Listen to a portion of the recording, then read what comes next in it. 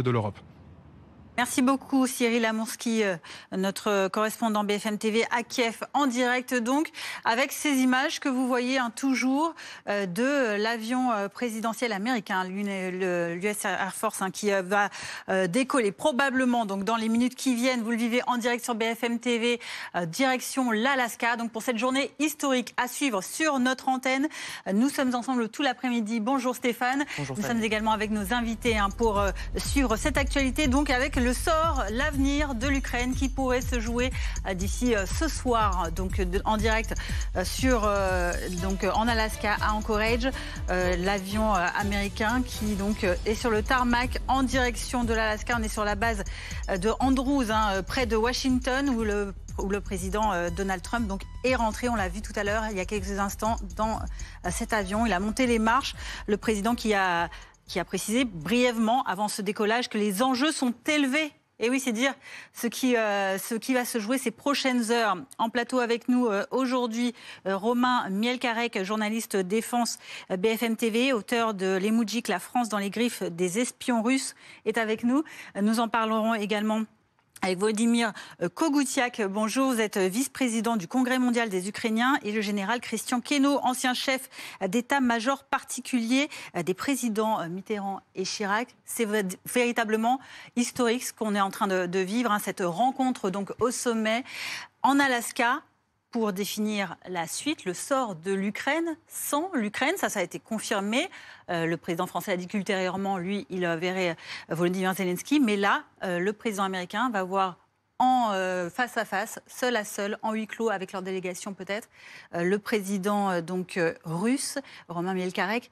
Quels sont les enjeux pour toutes les parties qui vont se rencontrer ? Il faut bien distinguer ce qui se dit publiquement.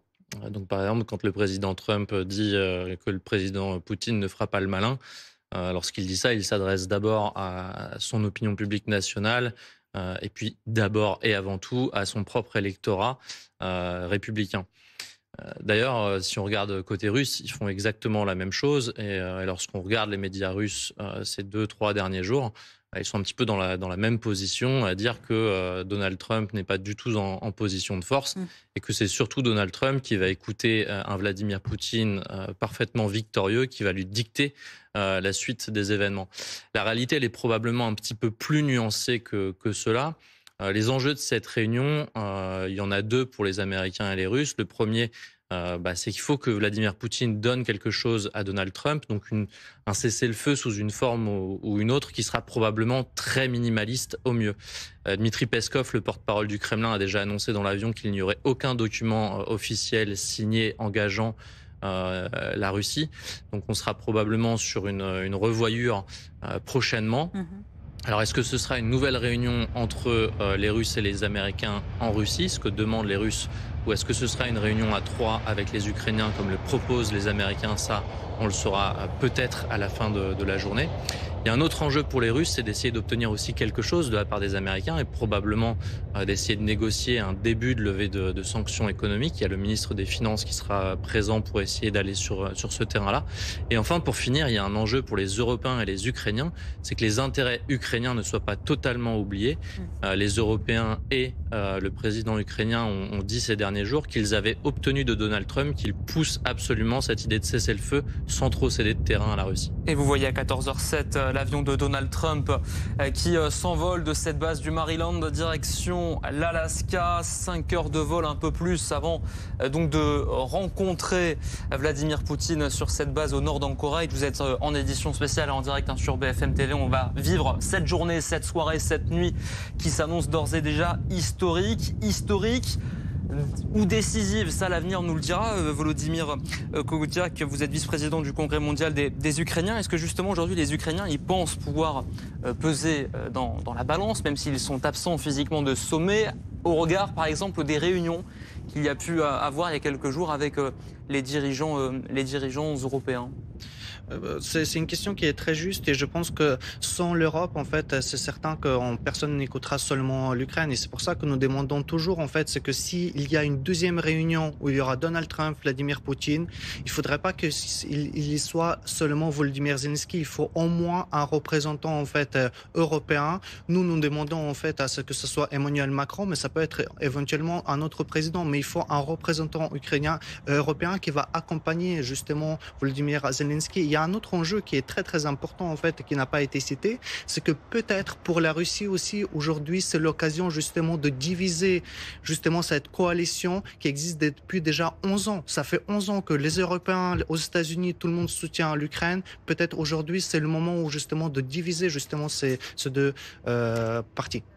Alors il y a ces images que l'on commente toujours en direct de l'avion du président américain qui donc s'est envolé direction l'Alaska. Cette réunion, elle va avoir lieu aux alentours de 21h heure française ce soir, donc entre Donald Trump et Vladimir Poutine. Ce sera évidemment à suivre en édition spéciale dès 19h sur notre antenne avec Maxime Switek, ses invités, nos reporters, nos envoyés spéciaux partout aux États-Unis, en Ukraine, en Russie également, pour vous faire vivre au plus près cet événement historique. Restez bien avec nous car nous reviendrons évidemment dès le prochain journal sur cette actualité. Mais avant cela, notre documentaire de l'après-midi, cette plongée que l'on vous propose au cœur du D-Day, aux côtés de ceux qui ont embarqué avec les troupes des combats pour filmer ce jour qui a changé le cours de l'histoire. Décollage des premiers parachutistes la veille du 6 juin 1944 depuis l'Angleterre, traversée de la Manche des 5000 bateaux en pleine nuit et dans le plus grand secret, débarquement des 120 000 soldats sur les 5 plages normandes choisies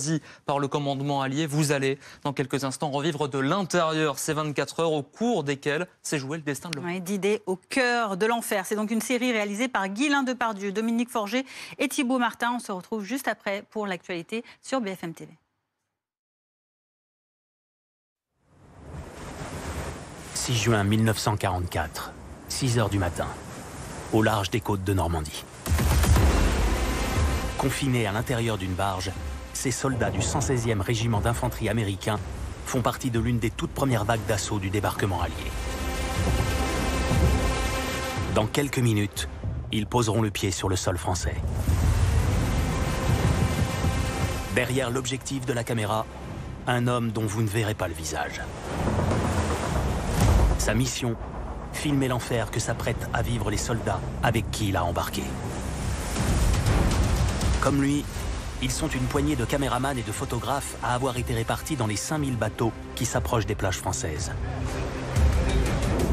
Leur rôle, faire en sorte que le monde entier puisse voir comment va se jouer le destin de l'Europe et de la planète tout entière. Les caméras sont omniprésentes. Elles sont partout. Elles filment les visages, elles montrent comment les soldats se déplacent, à quoi ressemblent les véhicules. Chaque plan que vous voyez, chaque séquence, a été filmé par quelqu'un qui a mis sa vie en danger. C'est l'événement le plus filmé de l'histoire de l'humanité jusqu'à ce jour.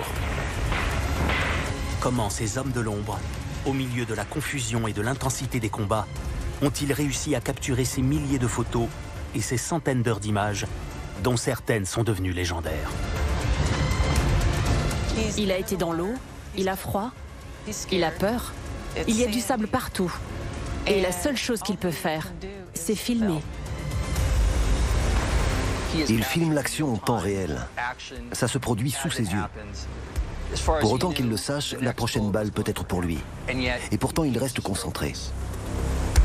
Et ce qu'il fait à ce moment-là restera à jamais gravé dans l'histoire. Parmi tous ceux qui ont participé, caméra au point, au débarquement et à la bataille de Normandie, nous avons choisi 4 hommes dont les destins ont marqué l'histoire et grâce auxquels vous allez découvrir ces 85 jours de combat comme vous ne les avez jamais vus. John Ford, légende d'Hollywood, en charge de filmer le plus d'images du D-Day pour l'OSS, ancêtre de la CIA. George Stevens, réalisateur américain, à la tête d'une unité spéciale de tournage placée sous les ordres du général Eisenhower lui-même. Richard Taylor, caméraman militaire au sein de la 165e compagnie du Signal Corps. Et Jack Lieb, reporter de presse pour News of the Day. À leur côté, Et grâce à des images d'archives exceptionnelles en noir et blanc et en couleur, vous allez vivre de l'intérieur tout ce qui s'est passé au cours de cet été 1944 et comprendre quel rôle ont joué les images de la guerre et pourquoi le haut commandement allié a tenu à ce que même les événements les plus tragiques soient filmés par les caméras. Dwight Eisenhower avait compris le pouvoir de l'image pour faire passer des messages. Et si le commandant suprême avait décidé que les caméras ne devaient pas être présentes avec les soldats, il y aurait beaucoup de choses que nous n'aurions jamais su. Les gens peuvent entrevoir la fin des combats. On arrive à un point où on peut croire qu'on va enfin gagner cette guerre. Plongé au cœur du D-Day et de la bataille de Normandie, aux côtés de ces héros oubliés qui ont risqué leur vie pour filmer ces 3 mois de combat d'une violence extrême qui ont conduit à la libération de la France et de l'Europe tout entière.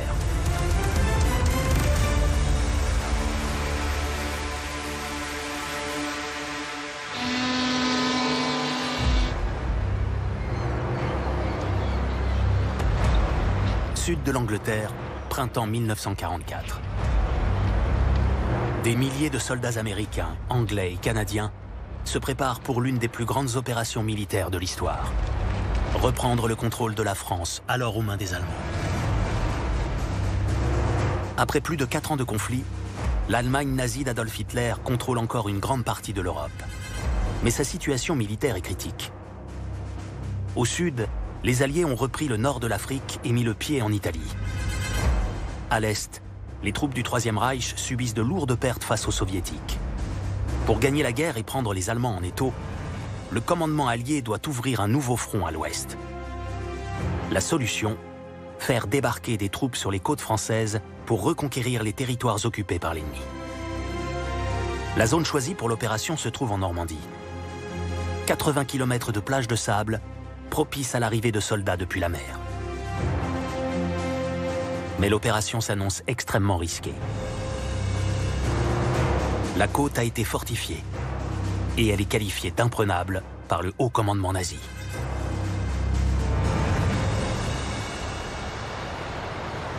Vers la fin de l'année 1943, il est clair pour les Allemands que les Alliés envisagent très sérieusement d'envahir la France.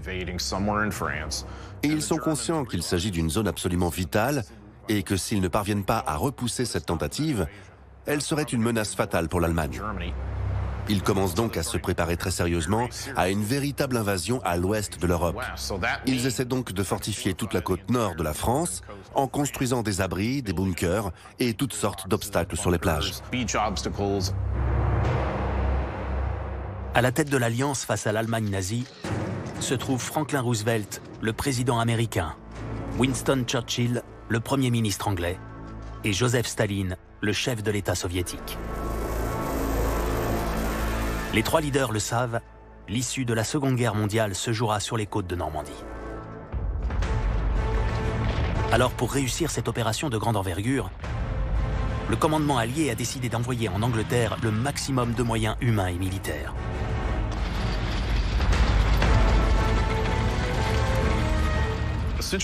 La situation en Angleterre au début de l'année 1944 est sans précédent. En particulier pour les habitants des régions situées près de la côte sud de l'Angleterre. Le gouvernement de Churchill a dû prendre la décision politique très difficile d'évacuer certaines de ces villes pour laisser la place aux centaines de milliers de soldats alliés. Il y a tout ce matériel militaire, ces équipements, ces véhicules, ces munitions. On a donc l'impression que tout se met en place et qu'une armée d'une puissance inégalée va bientôt être libérée d'un seul coup quelque part.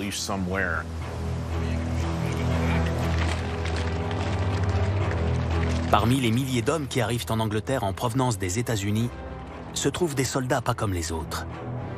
Eux ne sont pas là pour faire la guerre, mais pour la filmer. Car face aux enjeux militaires et politiques du débarquement, le commandement américain a pris la décision d'embarquer des photographes et des caméramans avec les troupes d'invasion. Pendant la Seconde Guerre mondiale, les alliés occidentaux se sont engagés à documenter la guerre, à faire en sorte d'avoir des photos, des films et d'utiliser les meilleures technologies de caméras et d'appareils photo déjà très avancées dans les années 1940 pour couvrir la guerre. Et pour que les habitants des pays engagés dans les combats voient ce qu'ils financent et ce pourquoi ils se sacrifient.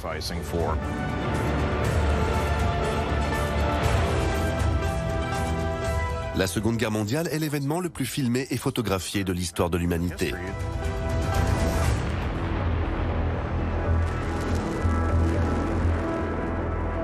Pour coordonner l'utilisation des caméras au milieu des combats, Franklin Roosevelt choisit William Donovan, chef de l'OSS, les services de renseignement américains de l'époque, ancêtre de la CIA.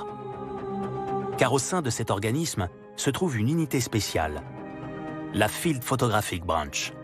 Sa mission, filmer pour les besoins des opérations clandestines de l'OSS. À sa tête, John Ford, légende d'Hollywood, avec déjà plus de 100 films et 3 Oscars à son actif.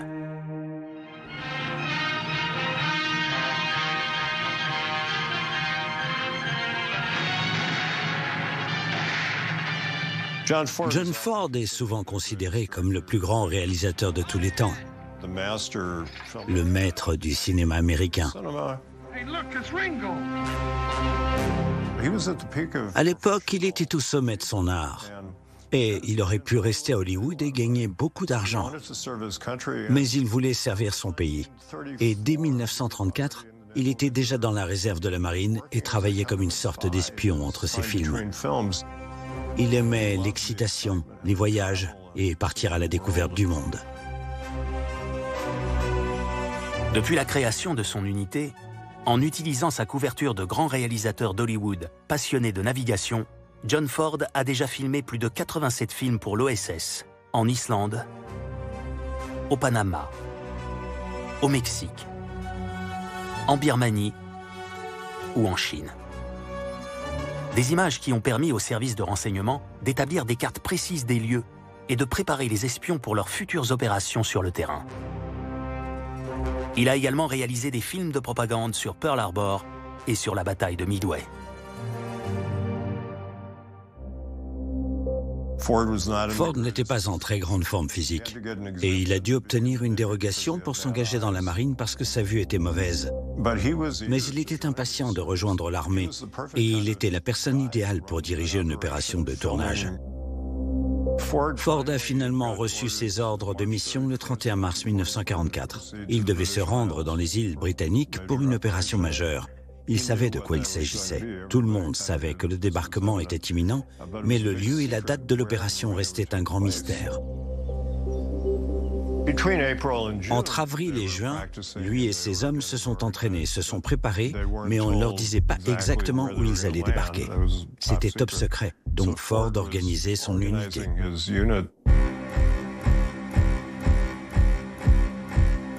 D'énormes sommes d'argent ont été dépensées pour la guerre, dont environ $1 million pour le département photographique de Ford, ce qui représentait une somme considérable.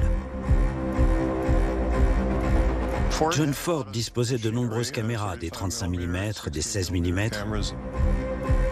Ils utilisaient également des caméras plus petites, les caméras IMO. Il s'agissait de petites caméras utilisées par les reporters qui tenaient dans la main. Elles étaient plus maniables. Avec ça, vous étiez une cible moins évidente qu'avec une grosse caméra 35 mm. Avec ce genre de caméra, vous aviez plus de risques de vous faire tirer dessus et il était très difficile de se déplacer avec.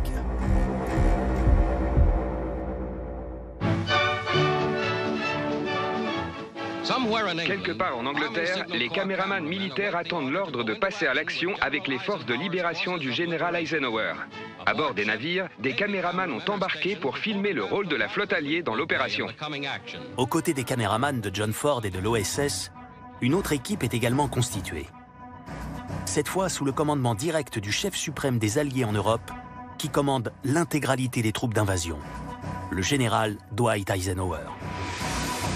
Lui aussi veut pouvoir compter sur sa propre équipe de tournage. À sa tête, un autre grand réalisateur américain, George Stevens. Avant la Seconde Guerre mondiale, Mon père était devenu l'un des réalisateurs les plus en vue d'Hollywood. Et il avait déjà fait de nombreux films. Un soir, dans une salle de projection de la Columbia Pictures, il a vu Le Triomphe de la volonté de Leni Riefenstahl.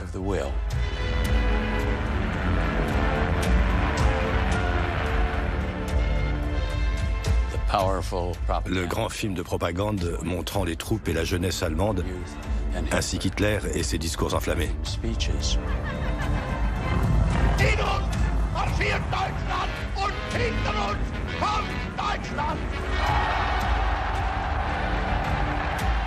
Seul dans la salle de projection ce soir-là, il s'est rendu compte qu'il ne pouvait pas rester à la maison pendant la guerre, alors que des films comme ça étaient réalisés. Il avait largement dépassé l'âge de s'engager dans l'armée. Il avait 37 ans.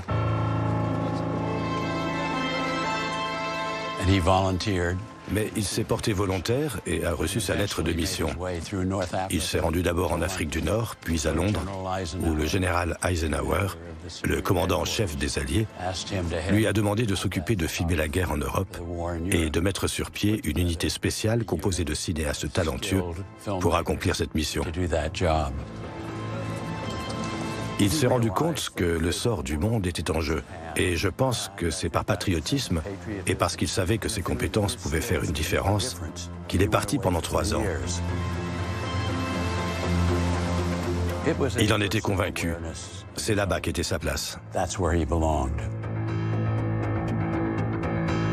George Stevens va sélectionner les meilleurs caméramans civils et militaires, dont certains ont déjà travaillé à ses côtés sur ses longs métrages, pour créer la SPECU, la Special Coverage Unit, unité spéciale de tournage. Eisenhower veut avoir son point de vue spécifique sur certains sujets. Il crée donc sa propre équipe de tournage pour aller couvrir ces événements. Et il veut que les images puissent être vues de partout. Leur travail consistait à filmer des images en noir et blanc avec des caméras 35 mm. C'était d'excellents caméramans. Mais mon père avait aussi une caméra 16 mm Bell & Howell, qui lui permettait de filmer les coulisses de son unité. Et ces images étaient en couleur.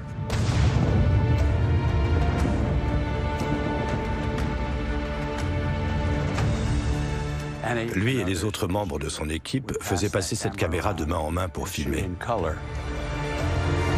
Et la qualité des images était l'une des meilleures de l'époque.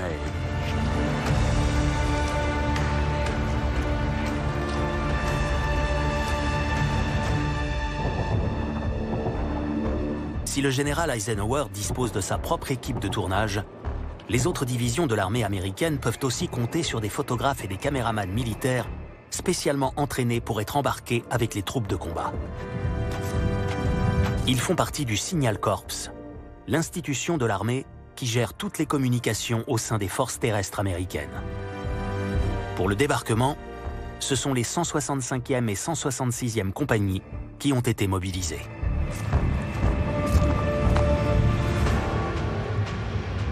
En plus du dispositif militaire, le commandement allié autorise quelques reporters et correspondants de guerre à embarquer aux côtés des troupes. Triés sur le volet pour leur fiabilité et leurs compétences, ils sont une poignée à arriver en Angleterre et à attendre, comme les soldats, que la mission soit lancée.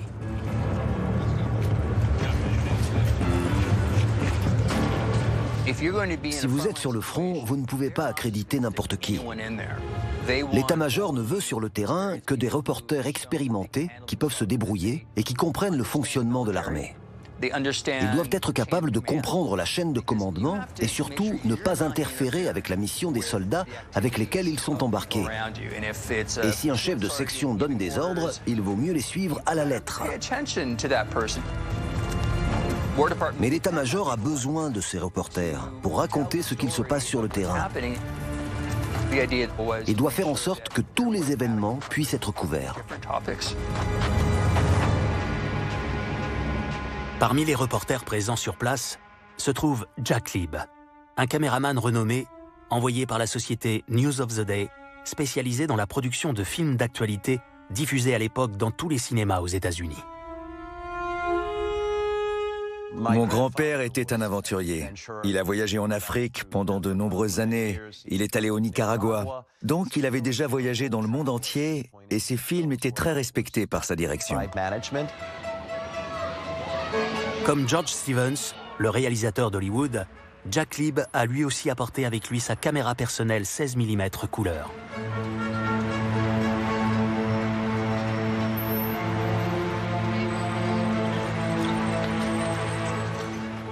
Il faisait partie des nombreux reporters qui allaient couvrir l'événement. Et ils allaient tous mettre en commun leurs images, filmées en noir et blanc. Et il a donc aussi apporté avec lui tout un stock de pellicules couleur pour tourner des petits films pour sa famille. Il tournait avec sa caméra en noir et blanc, puis changeait de caméra et tournait ensuite avec sa caméra couleur.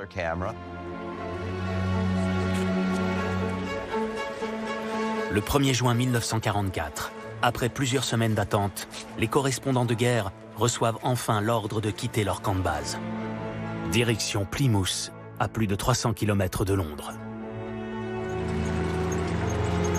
Nous avons été embarqués à bord de camions militaires pour nous conduire vers la côte sud. On a traversé des petites villes. La vie semblait continuer comme si de rien n'était. En approchant du port, on a commencé à croiser des colonnes de jeeps qui allaient embarquer à bord des bateaux. Elles étaient équipées de grandes barres à l'avant qui permettaient de couper les fils que les Allemands avaient l'habitude d'installer au milieu des routes et qui pouvaient trancher la tête des conducteurs. Tous les croisements étaient gardés par un soldat anglais et un soldat américain. Nos sacs étaient contrôlés en permanence. C'est vous dire toutes les précautions qui étaient prises pour que le secret de l'invasion soit gardé le plus longtemps possible. Nous, on essayait de ne pas trop penser à ce qui allait nous arriver, car nous savions que le D-Day était imminent.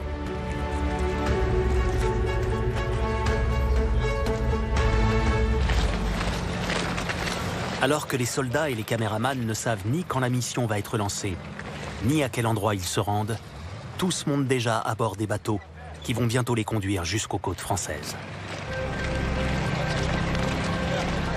Les barges qui seront utilisées pour faire débarquer les soldats sur les plages sont tellement chargées que des camions doivent les pousser pour qu'elles puissent prendre la mer et être arrimées aux bateaux qui vont traverser la Manche.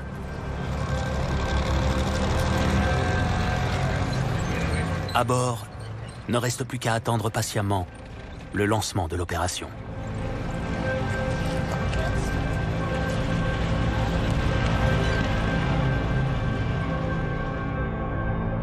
Le 5 juin au soir, les caméramans militaires sont avec le général Eisenhower sur la base aérienne de Greenham Common, au sud de la petite ville de Newbury. Les équipes de tournage et les photographes ont été convoqués à la demande du chef suprême des Alliés en personne. Ce jour-là, Dwight Eisenhower est inquiet. Après avoir dû repousser le débarquement une première fois à cause du mauvais temps, il vient juste de donner le feu vert au lancement de l'opération, au cours de laquelle va se jouer le destin de l'Europe et de la planète tout entière. C'est probablement le 5 juin vers midi qu'il a dû prendre sa décision selon comment doivent s'enchaîner les différentes étapes de l'invasion. À ce moment-là, il est sans doute la personne la plus puissante de l'histoire avec tous ses moyens militaires à sa disposition. Mais une fois sa décision prise, tout lui échappe. La suite est entre les mains de ses hommes.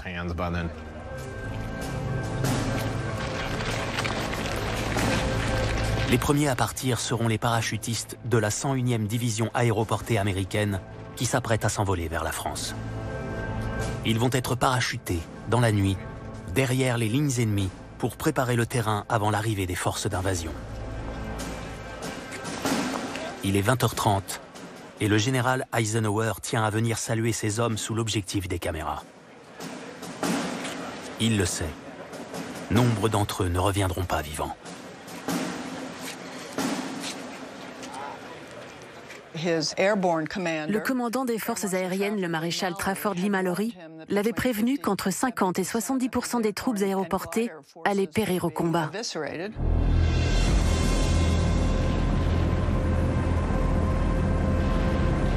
C'est un chiffre terrible. Si ce niveau de perte était atteint, l'opération était vouée à l'échec.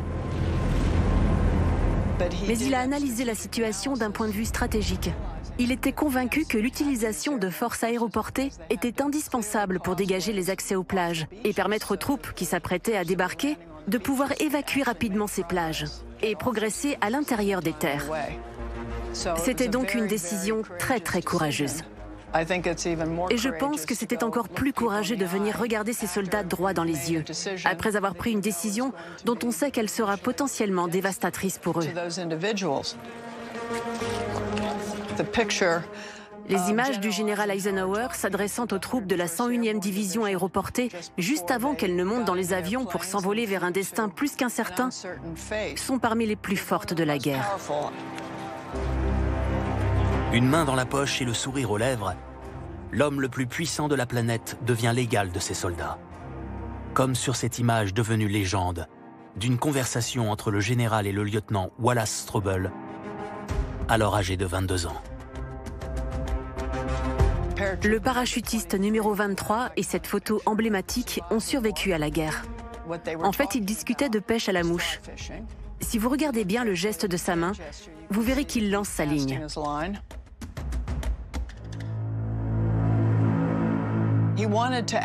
Il voulait que ces jeunes soldats se rappellent de ce qui les attendait chez eux, de la vie vers laquelle ils pourraient revenir, car ils savaient qu'ils avaient probablement très peur. Et la dernière chose à faire était de les effrayer davantage avec un discours d'encouragement.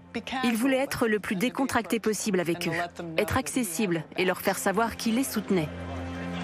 Dwight Eisenhower avait compris le pouvoir de l'image pour faire passer des messages. Il ne fait aucun doute qu'il voulait que cette scène soit filmée et photographiée.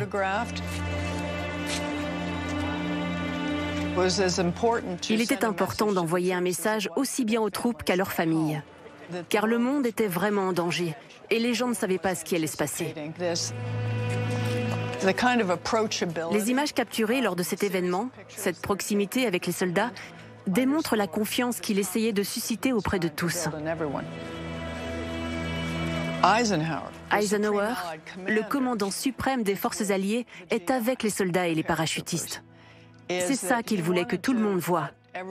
L'autre message qui est véhiculé, c'est celui de sa propre responsabilité dans l'opération.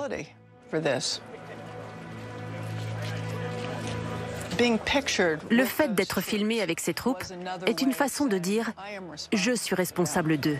Il se tenait aux côtés des hommes qui allaient mener à bien cette mission. À partir de cet instant, alors que les avions et les planeurs décollent de la base anglaise, les dés sont jetés. Tout est prévu à la minute près. C'est l'aboutissement de mois et de mois d'orchestration et de planification minutieuse. Le soir du 5 juin, la plupart des bateaux ont appareillé et sont en route pour la France. En général, la traversée dure environ 6 heures et chaque bateau dispose d'un plan précis sur l'endroit et l'heure auquel il doit atteindre les plages et par quelle route il doit y arriver. Alors que les premiers Américains sont parachutés sur le sol français, vers minuit, les forces d'invasion terrestre ont pris la mer et font route vers la France. Destroyers, cuirassés, péniches de transport, barges. Au total, plus de 5000 bateaux emportent 123 000 soldats et plus de 20 000 véhicules. Parmi ces hommes, quelques dizaines de caméramans militaires et de correspondants de guerre ont été répartis à l'intérieur des embarcations. Les caméras sont omniprésentes. À bord des bateaux, les unités militaires disposent de caméramans et de photographes dont le travail consiste à couvrir l'invasion.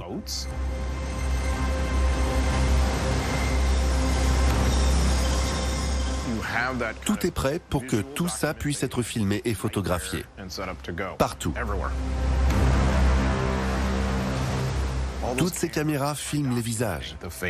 Elles montrent à quoi ressemble la réalité, les vêtements que portent les soldats, les expressions de leur visage, comment ils se déplacent, à quoi ressemblent les véhicules.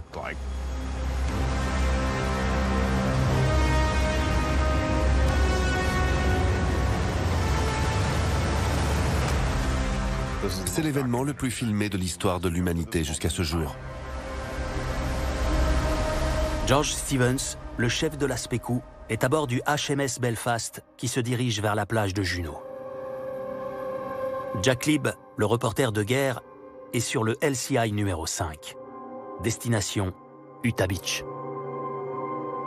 John Ford, en charge des opérations de tournage pour l'OSS, est à bord de l'USS Plunkett, un destroyer de la marine américaine. Ses équipes filmeront le débarquement des soldats à Omaha Beach depuis les bateaux. Et parmi tous les caméramans présents à bord de la flotte d'invasion, un homme s'apprête à entrer dans l'histoire. Il est à bord du HMS Empire Anvil, un navire anglais. Il fait partie de la 165e compagnie du Signal Corps. Son nom, le sergent Richard Taylor. Avec 7 autres membres du détachement L, il a été affecté à un bataillon du 16e régiment d'infanterie du 5e corps d'armée américain. Sa mission, débarquer sur la plage d'Omaha Beach aux côtés des toutes premières vagues de soldats.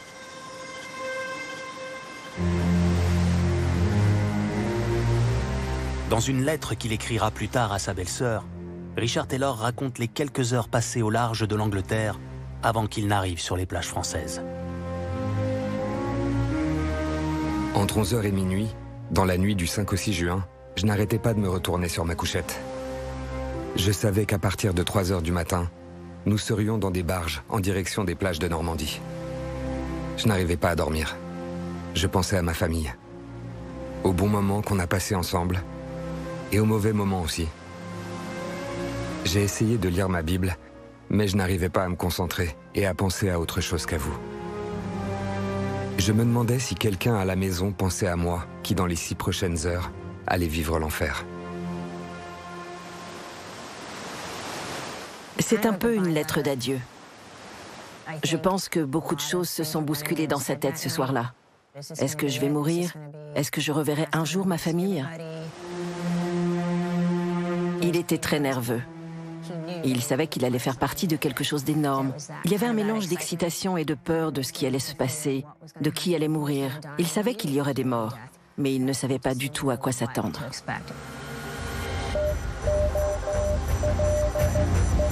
Au petit matin, l'aviation et les navires alliés commencent à bombarder les défenses ennemies qui longent les côtes. À bord des bateaux, les troupes d'invasion viennent de recevoir l'ordre de grimper à bord des barges qui vont les amener sur les plages. L'heure H, l'heure à laquelle la première vague de soldats va poser le pied sur le sol français, a été fixée à 6h30. Les photographes et les caméramans se retrouvent avec les soldats. Quand vous êtes à bord de votre barge, vous êtes censé atteindre la plage et la sécuriser. C'est une opération qui paraît simple, c'est tout droit.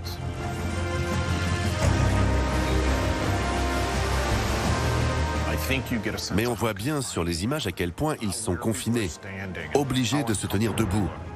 Tout ça est très inconfortable. Tous leurs sens sont sollicités. Il y a la brume, le mouvement de la barge, les embruns. Peut-être que quelqu'un a le mal de mer à côté de vous.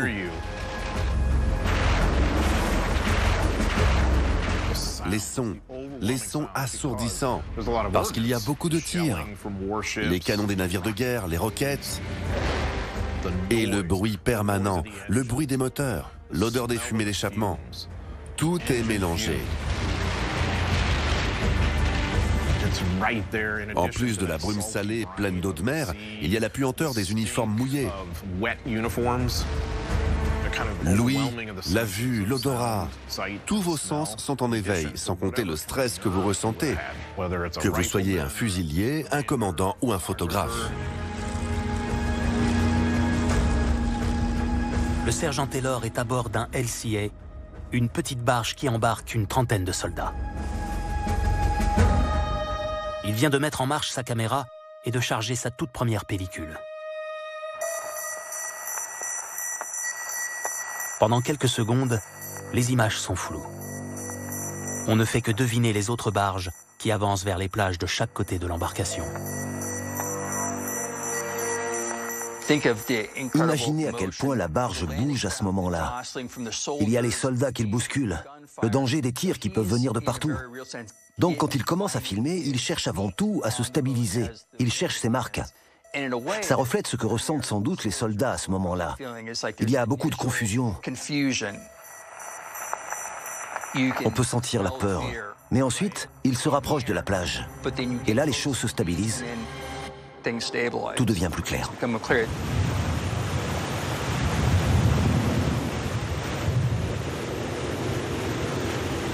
Ces quelques secondes d'images floues correspondent au moment où il se prépare. Il veut que tout soit prêt quand il débarquera sur la plage et qu'il commencera à filmer. Il sait qu'on attend beaucoup de lui et des autres caméramans et photographes. Donc il doit s'assurer que tout se passera bien. Il a toujours été très perfectionniste. Et à ce moment-là, il est prêt à commencer. Il a un travail à faire et il va le faire du mieux possible.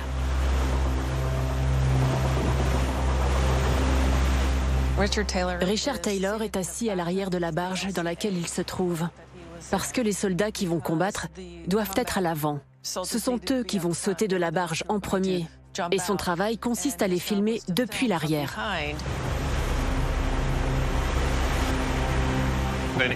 Quel que soit l'endroit où vous regardez, il y a une présence ennemie. Les Allemands sont là. Vous êtes dans votre barge, vous devez débarquer. Mais pour aller où? Sur la plage, une plage contrôlée par vos ennemis. Vous commencez à apercevoir la côte à travers la brume, la fumée, la poussière, les mouvements de la barge. Et là, vous commencez à voir les obstacles. Des pieux en bois, des pièces d'acier. Et vous vous demandez, est-ce que notre barge va heurter une mine? Et quand je vais débarquer, est-ce que moi je vais marcher sur une mine? À ce moment-là, les soldats se disent « Ok, on arrive sur la côte. On sait ce qu'on a à faire. On n'est plus livré à nous-mêmes dans une barge. On a une mission à accomplir. » Et là, ils sont prêts à débarquer. Alors que la barge du sergent Taylor se trouve encore à quelques centaines de mètres de la côte, John Ford et les équipes de l'OSS, à bord de l'USS Plunkett, sont en tête de convoi. Ils arrivent à Omaha Beach. Certains de ces destroyers s'approchent le plus près possible des côtes. Ils vont presque s'échouer sur la plage pour couvrir les soldats qui débarquent. Donc John Ford, depuis son poste d'observation sur le destroyer, est suffisamment proche pour voir les soldats en pleine action.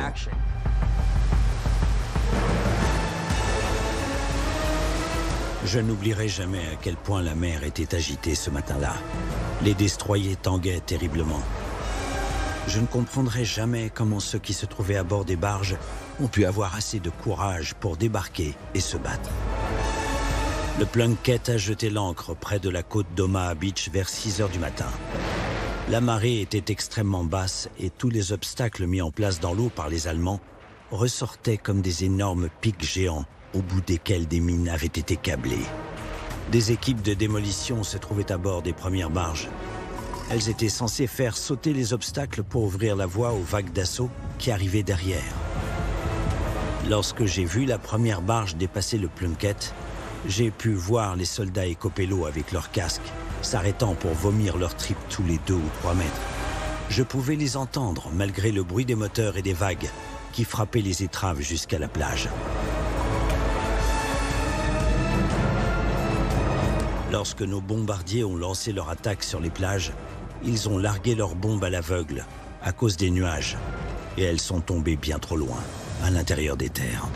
Elles étaient censées détruire toute présence ennemie sur les plages, faire exploser les postes de combat des nazis, les postes d'observation, les endroits où étaient positionnés leurs canons. Elles devaient aussi faire exploser un maximum de mines enterrées dans le sable et créer des cratères qui auraient pu servir d'abri à nos soldats quand ils arriveraient sur la plage. Malheureusement, comme nos bombes ont manqué leur cible, les Allemands ont fini par faire parler leur puissance de feu. Ça a été tragique. Les soldats sautaient par-dessus bord pour ne pas avoir à affronter les tirs des mitrailleuses ennemies lorsque les portes des barges s'ouvraient.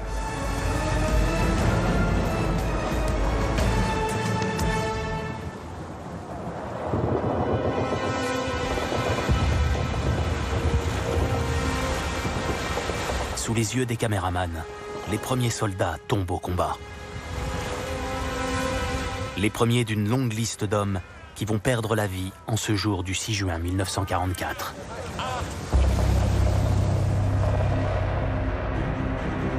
Quelques dizaines de minutes à peine après l'arrivée de la première vague de soldats, la barge dans laquelle se trouve le sergent Richard Taylor atteint Omaha Beach, et plus précisément le secteur baptisé Fox Red, celui situé le plus à l'est de la plage.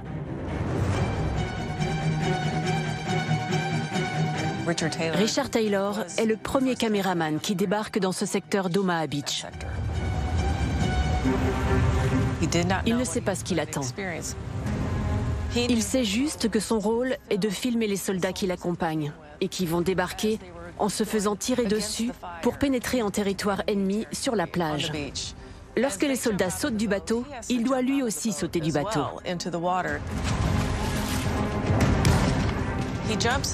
Il saute et 30 secondes plus tard, il est touché au bras gauche.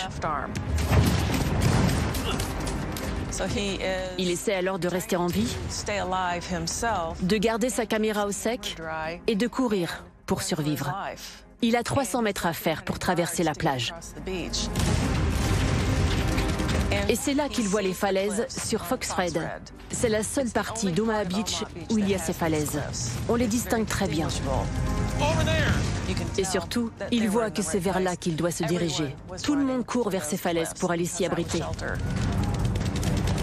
Au-dessus de la falaise, c'est là que les Allemands du poste de combat WN-60 leur tirent dessus. Il y a le 60, le 61 et le 62. Le 62 est sur la droite des soldats, le 61 au milieu, et eux courent tout droit dans la trajectoire de tir du numéro 60. Et juste en dessous, il y a cette falaise. Tout le monde court dans cette direction pour essayer de se sauver.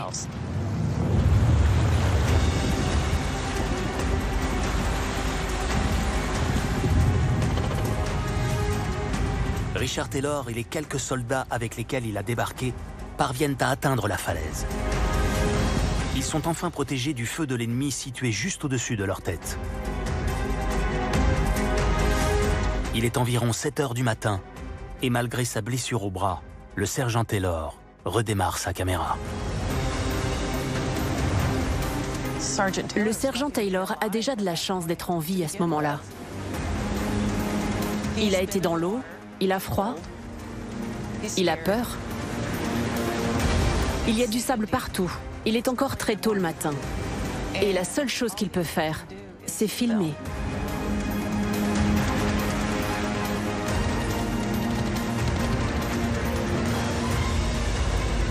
C'est à ce moment-là que le caméraman va filmer ces images d'Omaha Beach. 12 secondes de pellicule qui vont entrer dans l'histoire. Devant son objectif, 2 soldats sont fauchés en pleine course. Aucun des deux ne se relèvera.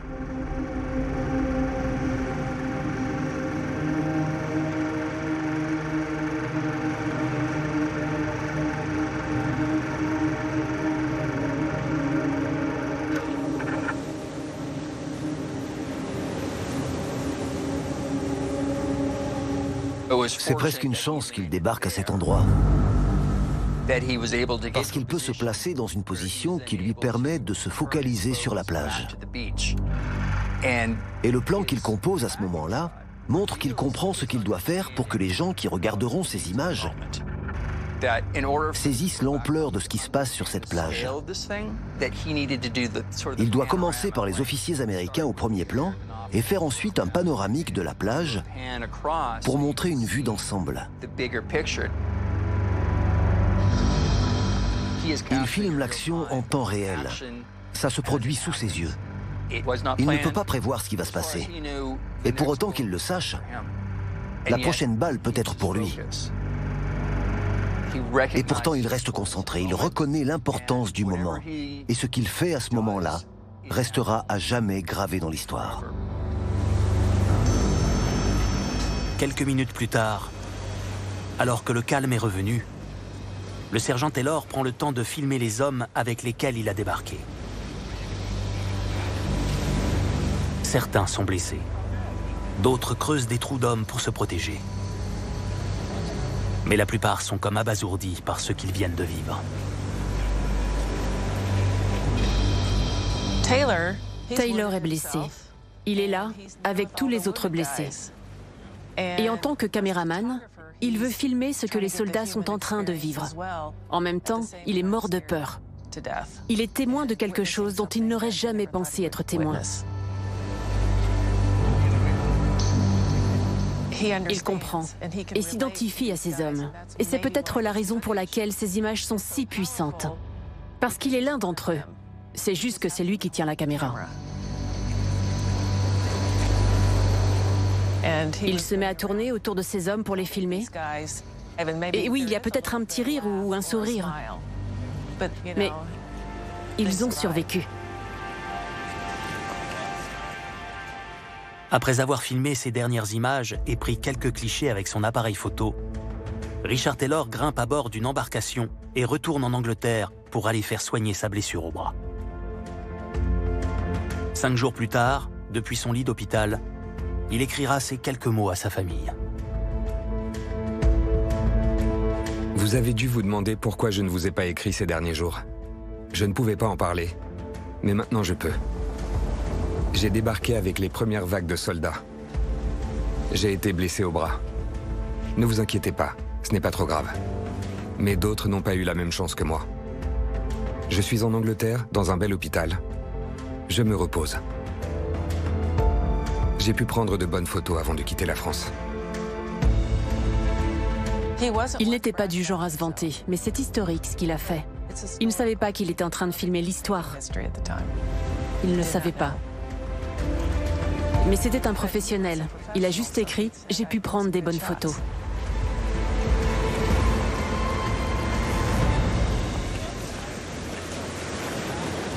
La bobine numéro 3 filmée par Richard Taylor sur la plage d'Omaha est la première séquence filmée par un caméraman militaire américain lors de l'invasion de la Normandie.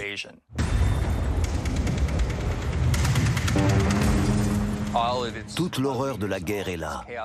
Le chaos, la confusion. Ce n'est qu'une petite partie de la réalité de la guerre qu'il filme à ce moment-là.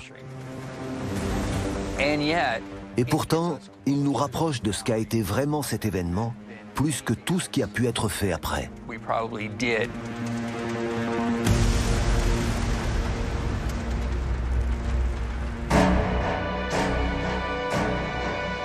Alors que le sergent Taylor fait route vers l'Angleterre, John Ford et ses caméramans viennent de débarquer à leur tour sur la plage d'Omaha.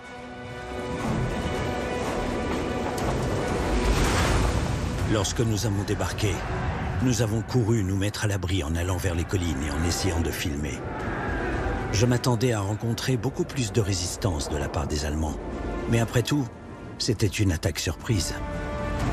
Alors que nous commencions à reprendre un à un leurs postes de tir, les combats se sont calmés et aucun renfort allemand n'est arrivé.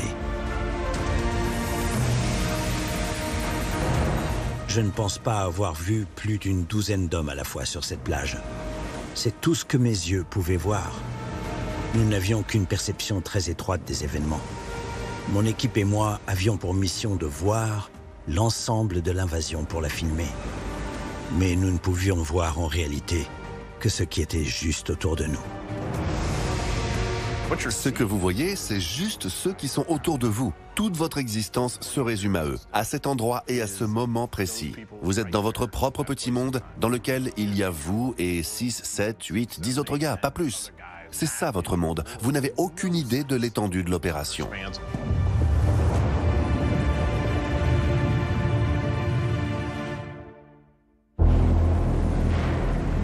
Ce jour-là, les seuls à avoir pu saisir l'étendue de cette opération militaire hors du commun, ce sont les photographes de l'US Air Force.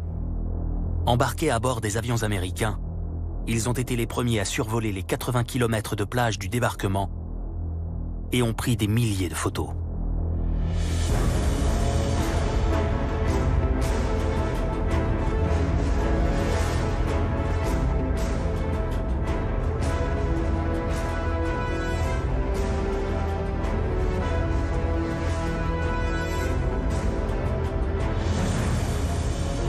Ces clichés sont autant de témoins de ce matin du 6 juin 1944, au cours duquel les Alliés ont débarqué sur le sol français.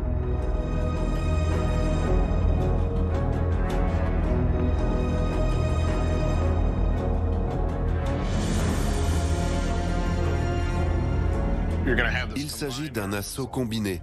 Les chars, l'infanterie, le génie militaire, tous arrivent en même temps pour submerger les défenses allemandes. Avec pour chacun sa propre mission.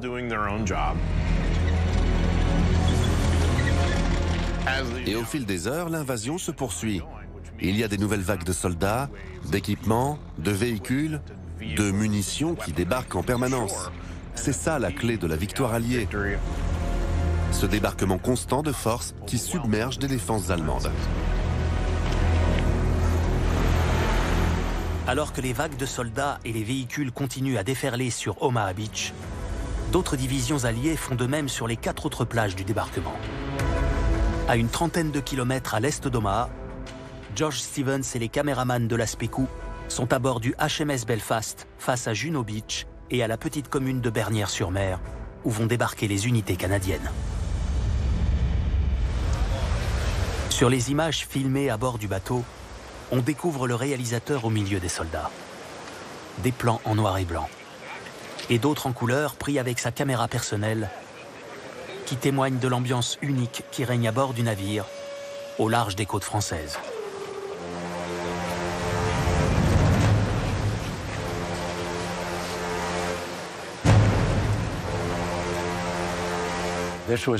C'était une véritable armada, la plus grande invasion maritime de l'histoire.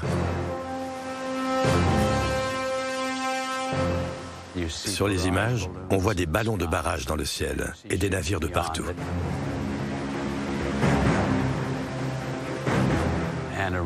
Et dans un coin du navire, dans le cadre de la caméra, on reconnaît mon père, âgé de 38 ans, en tenue de combat. Le HMS Belfast était l'un des navires les plus importants de la flotte. C'est lui qui a tiré le premier coup de canon sur le littoral français à 5h30, le matin du débarquement.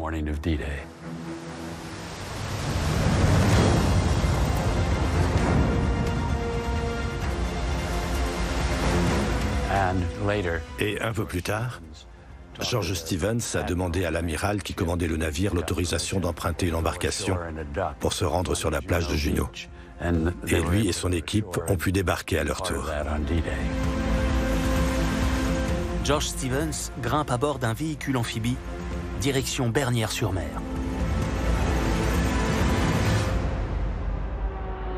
Un peu plus tôt dans la matinée, les soldats du North Shore Regiment, régiment d'infanterie de l'armée canadienne, ont débarqué sur les plages face au village. Parmi les barges, 3 d'entre elles avaient été préalablement équipées de caméras automatiques fixées sur les embarcations et chacune chargée de 1 minute de pellicule. Les premières caméras embarquées de l'histoire.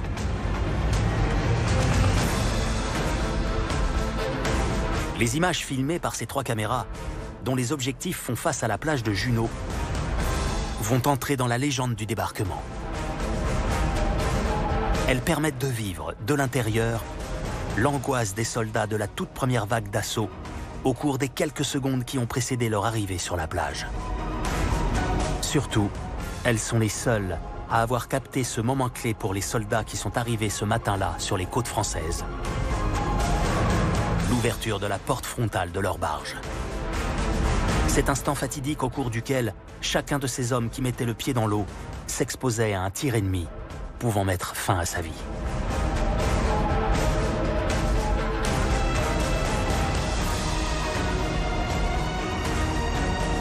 Juste à la fin de la minute de pellicule de la caméra numéro 27, alors que la barge s'est quasiment vidée de ses soldats, on peut voir l'un des derniers occupants donner une petite tape amicale sur l'épaule de son camarade situé juste devant lui.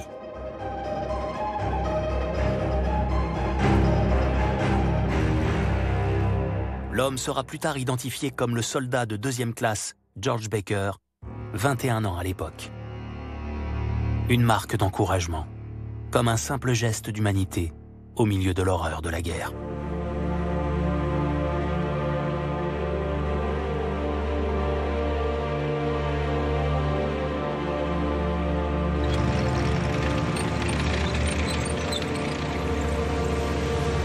Sur les 37 membres de la section du jeune George Baker, 9 seront tués au combat à peine quelques minutes après avoir débarqué. Les Canadiens essuient des tirs nourris sur les plages alors qu'ils avancent vers les défenses allemandes. Les combats sont au corps à corps dans la petite ville côtière, mais les simples civils d'hier forment à présent une armée endurcie de tueurs professionnels. Il faudra plusieurs heures de combats acharnés pour que les troupes canadiennes parviennent à reprendre la petite commune de Bernières-sur-Mer aux mains des Allemands.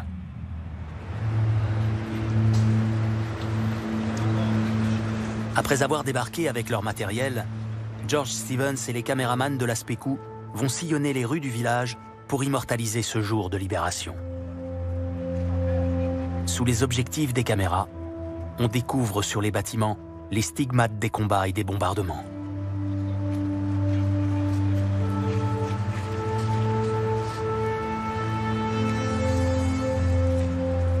Mais le réalisateur d'Hollywood le sait. Les images que ces hommes sont en train de capturer vont prouver que malgré les pertes subies par les troupes, le débarquement allié en Normandie est un succès total.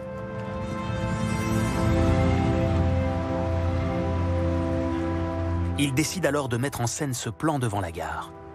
Un symbole fort pour le monde entier. À Bernières-sur-Mer, le drapeau de la France flotte à nouveau librement.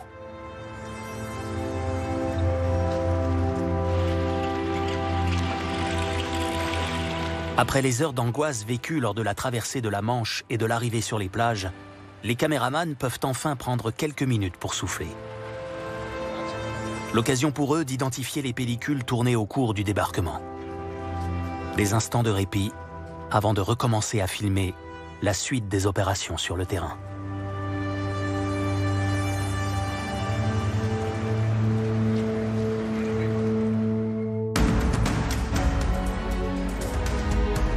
Alors que George Stevens et son équipe préparent leur camp à l'extérieur de Bernières-sur-Mer, Jack Lieb, le reporter de presse pour News of the Day, vient de débarquer sur la plage de Utah Beach.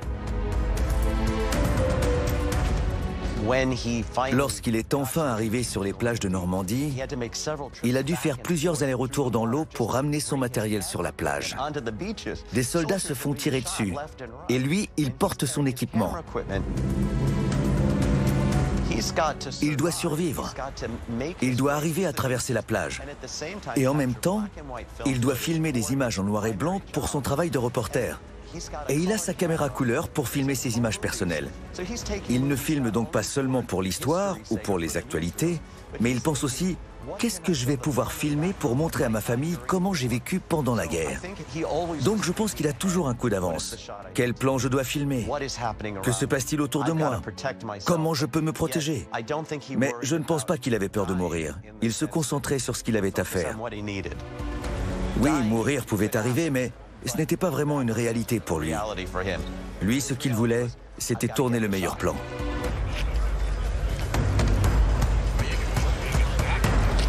La partie de la plage sur laquelle nous nous trouvions était attaquée par l'ennemi.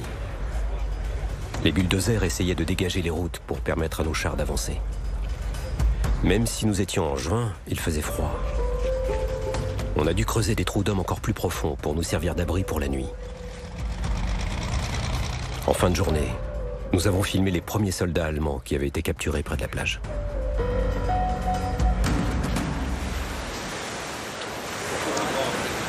Alors que sur Utah Beach, les reporters de presse se préparent à passer leur première nuit sur le sol français, l'arrivée de renforts en provenance de la mer continue. Un balai incessant d'hommes et de véhicules qui continuera chaque jour de l'été 1944. Au soir du 6 juin, les combats ont cessé sur les 5 plages du débarquement qui ont été reprises aux mains des Allemands. Le bilan de cette journée, l'une des plus importantes de l'histoire, s'élève à plus de 10 000 morts, blessés ou disparus côté allié, dont près de la moitié sur la seule plage d'Omaha, qui sera baptisée plus tard Omaha la sanglante. Côté allemand, les pertes s'élèvent à près de 6 000 soldats tués et plusieurs milliers d'hommes ont été faits prisonniers.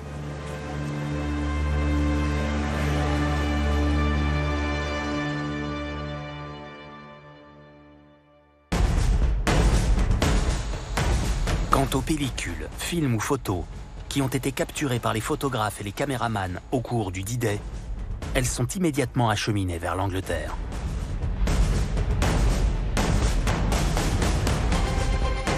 Les Alliés disposent d'énormes moyens pour développer et imprimer à Londres. Ça leur permet d'envoyer des photos en utilisant les premiers télétypes et les systèmes de transfert télégraphique, presque comme un fax en 1944. La qualité n'est pas optimale, mais pour un journal, c'est tout à fait correct.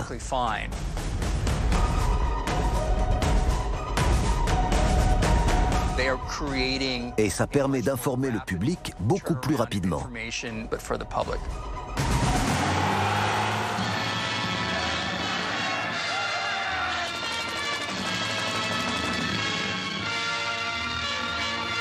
Dès le 7 juin, la presse mondiale montre les premières photos de l'arrivée des Alliés sur les plages de Normandie.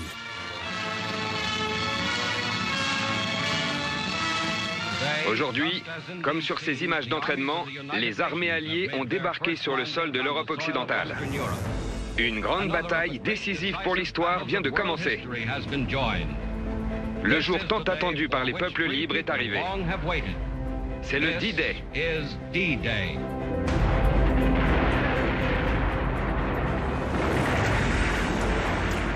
On craignait tellement que l'invasion échoue. Compte tenu de l'ampleur du sacrifice, ces images vont remonter le moral de l'opinion publique. Parce que la guerre dure depuis plusieurs années. Et en voyant les soldats débarquer en Europe, les gens peuvent enfin entrevoir la fin des combats. On arrive à un point où on peut croire qu'on va enfin gagner cette guerre. Dans les laboratoires londoniens, John Ford et les équipes de l'OSS ont pour mission de monter un film en moins de 48 heures. 33 minutes des plans les plus forts tournés au cours de la journée, qui seront montrés à Roosevelt, Churchill et Staline, comme une preuve du succès du débarquement allié du 6 juin 1944. Ce jour qui va faire basculer le destin de l'Europe. Les navires alliés sont en position de combat et font route vers la côte.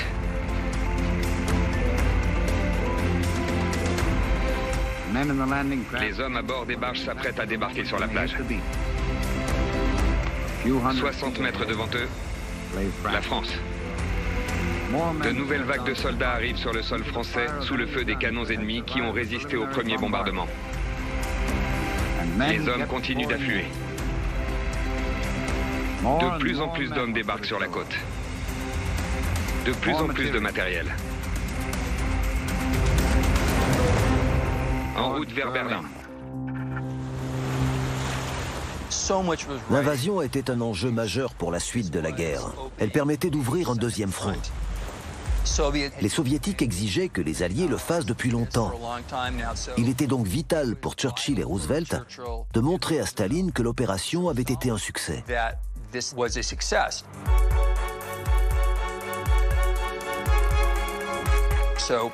La mission de l'OSS, qui consistait à documenter les événements et à en faire un film pour le montrer aux dirigeants alliés, était donc un outil diplomatique fondamental.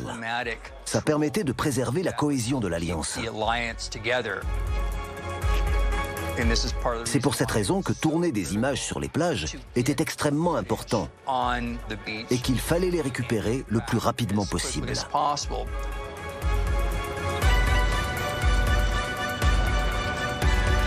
Sur le terrain, les soldats, les caméramans et les photographes s'apprêtent à passer leur première nuit sur le sol français, avec le soulagement d'avoir survécu à la première journée de l'opération. Car tous le savent, les jours, les semaines et les mois à venir seront à nouveau remplis de combats, de blessés et de morts. Au soir du 6 juin 1944, la bataille pour la libération de l'Europe ne fait que commencer.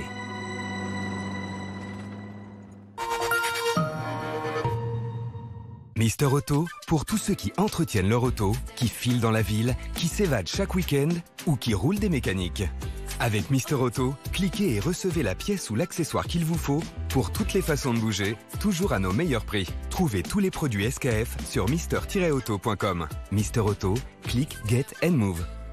Mon histoire ressemble à celle de beaucoup de femmes. J'ai beau être Evelyne Thomas, j'ai les mêmes problèmes que tout le monde. Je n'arrive pas à perdre du poids correctement. Un jour, j'en ai eu marre, j'ai décidé d'appeler Comme J'aime. Ils m'ont accompagné. Regardez le résultat, 13 kilos en 4 mois. Je revis. 13 kilos sur la balance, ça fait un effet waouh, quoi. Et 13 kilos sur le corps, tout d'un coup, vous vous sentez allégé. Petit à petit, ça a changé ma vie. Voilà, c'est top. Vraiment, j'ai que ça à dire. Alors, si vous voulez faire comme moi, rendez-vous sur commej'aime.fr. commej'aime.fr.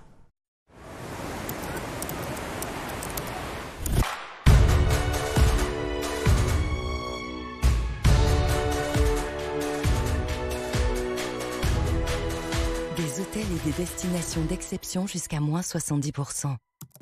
Voyage privé, l'évasion commence ici. Je suis un homme, je suis pas vivant, je suis vivant. Oui, mais je vais manger ici. Il y a enfin un nouveau frigo. Non, il est juste réparé.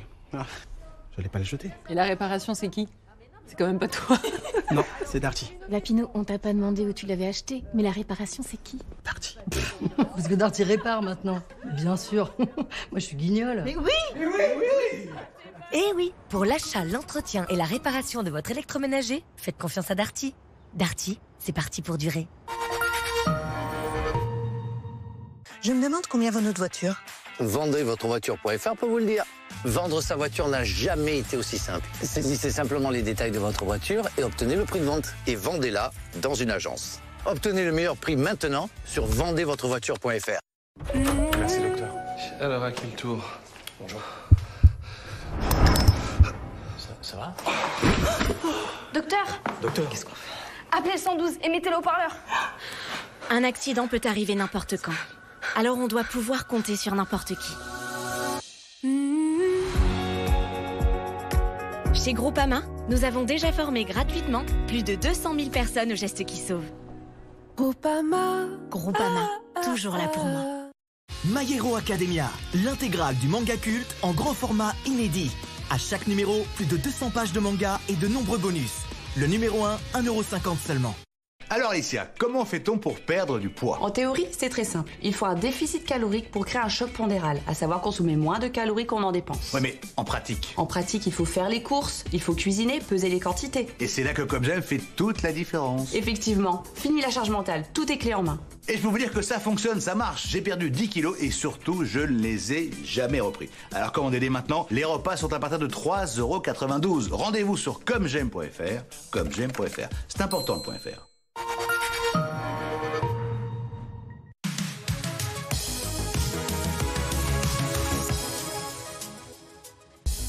15h15 sur BFM TV, le retour de l'actualité dans l'après-info. Nous sommes ensemble jusqu'à 18h aujourd'hui. Bonjour à tous et bonjour avec moi.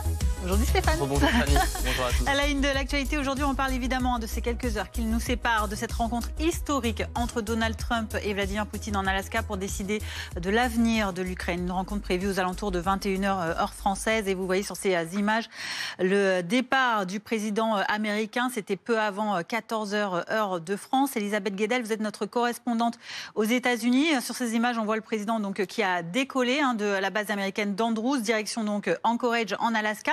Il a pris brièvement l'avion, la parole dans cet avion. Elisabeth, qu'a-t-il déclaré ? Et oui, effectivement, Donald Trump aime parler aux journalistes en voyage à bord de Air Force One, d'autant qu'il y a quand même 7 heures de voyage entre Washington et Anchorage. Et donc, il a donné un peu le ton de sa rencontre avec Vladimir Poutine. Et il a déjà parlé de l'homme. Il a bien précisé qu'il n'était pas là pour négocier à la place de l'Ukraine. Très important. Mais écoutez ce qu'il a dit de Vladimir Poutine. C'est quelqu'un d'intelligent, il fait ça depuis longtemps, mais moi aussi je fais ça depuis longtemps. Et voilà, nous sommes présidents, c'était beaucoup plus difficile que ce que je fais aujourd'hui, croyez-moi. Nous nous entendons bien, il y a un bon niveau de respect des deux côtés et je pense que quelque chose va se passer.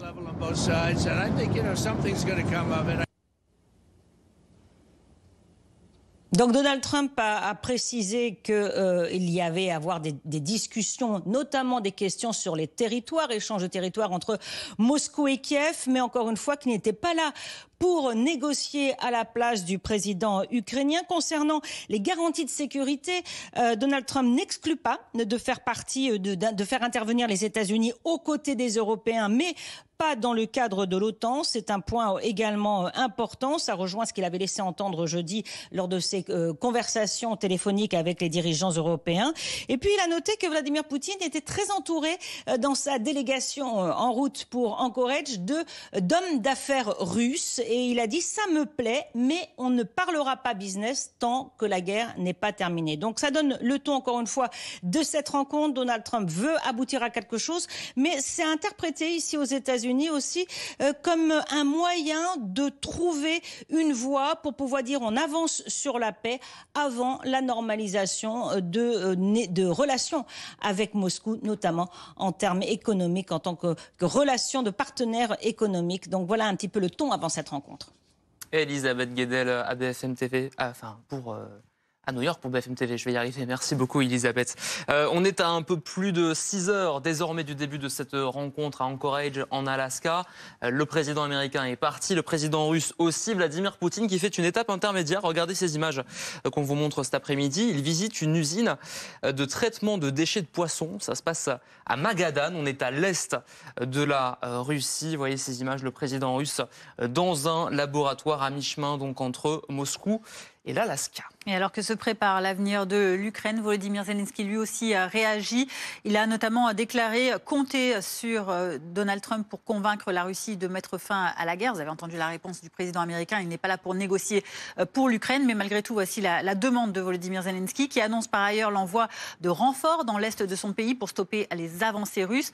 Moscou qui subit par ailleurs de lourdes pertes également pour obtenir des gains territoriaux avant le sommet Trump-Poutine, a déclaré Volodymyr Zelensky. 15h20, vous regardez l'après-info, l'autre actualité de cet après-midi, cette enquête ouverte pour destruction d'un bien d'utilité publique. Ça concerne l'abattage hier à Épinay-sur-Seine, en Seine-Saint-Denis, d'un olivier érigé en hommage à Ilan Halimi, ce jeune homme de confession juive, torturé et tué en 2006 en raison de sa confession. On en parle avec Alexis Cuvillier, chef adjoint du service politique de BFM TV, avec ses réactions nombreuses, réactions politiques, à commencer par celle d'Emmanuel Macron. Oui, la réaction du président de la République qui a été publiée à la mi-journée sur les réseaux sociaux.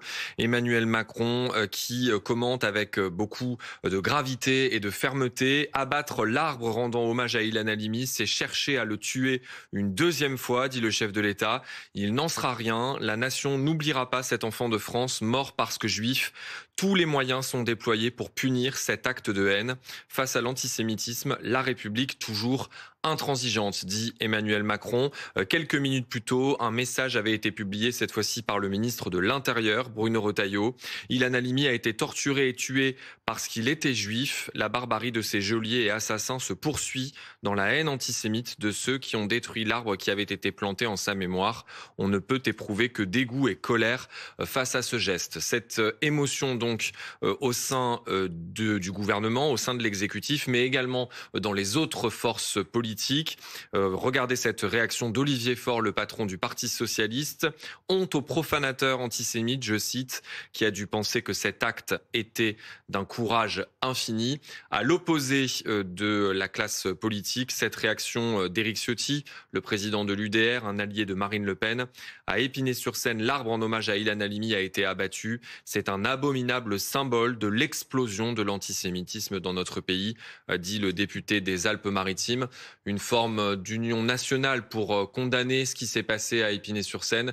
Union nationale qui n'est pas sans rappeler l'émotion très forte qui avait secoué la classe politique il y a 19 ans maintenant, lorsqu'Ilan Halimi avait été assassiné. Merci beaucoup Alexis pour toutes ces précisions. Autre enquête ouverte pour homicide volontaire pour l'un des 4 corps repêchés dans la Seine à Choisy-le-Roi, dans le Val-de-Marne. Découverte faite mercredi. Paul Conge du service police-justice de BFM TV nous a rejoint en plateau. Paul, d'après les derniers éléments que nous avons en notre possession, ces corps ils pourraient s'être retrouvés ensemble à cet endroit de la Seine par hasard, il n'y aurait pas de lien entre ces corps? Oui, les enquêteurs pensent maintenant que ces 4 corps ont vraisemblablement été immergés dans la Seine à des moments différents, sans qu'ils puissent établir de lien entre eux. Alors ça paraît totalement stupéfiant, parce que c'est inédit de retrouver 4 corps au même endroit qui flottent dans la Seine, mais ça peut s'expliquer, nous explique une source proche de l'enquête. La brigade fluviale retrouve assez régulièrement des corps qui flottent dans la Seine. Ceux-là ont été découverts en plus à un endroit où il y a des amas de branchages qui pouvaient donc bloquer des corps à la dérive et les réunir là. C'est un peu les turbulences de la Seine qui les ont réunis à cet endroit. Alors un des décès, vous l'avez dit, est bien considéré après autopsie comme étant d'origine criminelle. Le corps, selon nos informations, porte des traces de violence. Une enquête pour homicide volontaire a donc été ouverte. L'homme en question n'a pas encore été identifié, même si une procédure d'identification ADN est en cours. Celui-là, c'est le corps qui a été le moins longtemps dans la Seine, donc il est encore reconnaissable par ses proches. Ses proches pourraient l'identifier. Ce n'est pas le cas des 3 autres, parce que les 3 autres sont dans un cas extrêmement dégradé. Ils ont passé beaucoup de temps dans l'eau, peut-être des semaines, peut-être des mois. Impossible donc de savoir leur âge, impossible de savoir quand ils ont été immergés dans la Seine. On sait que ce sont des hommes, mais il peut s'agir de personnes disparues, de personnes qui ont fugué, voire de sans domicile fixe également. Merci beaucoup Paul Conge. Tout de suite la chronique éco. Le matelas raffinement d'Epeda a été désigné meilleur choix par UFC Que Choisir. Votre programme avec les matelas et sommiers Epeda. Votre programme avec Magnolia.fr. Changez votre assurance de prêt et économisez sur Magnolia.fr, comparateur en assurance de prêt immobilier.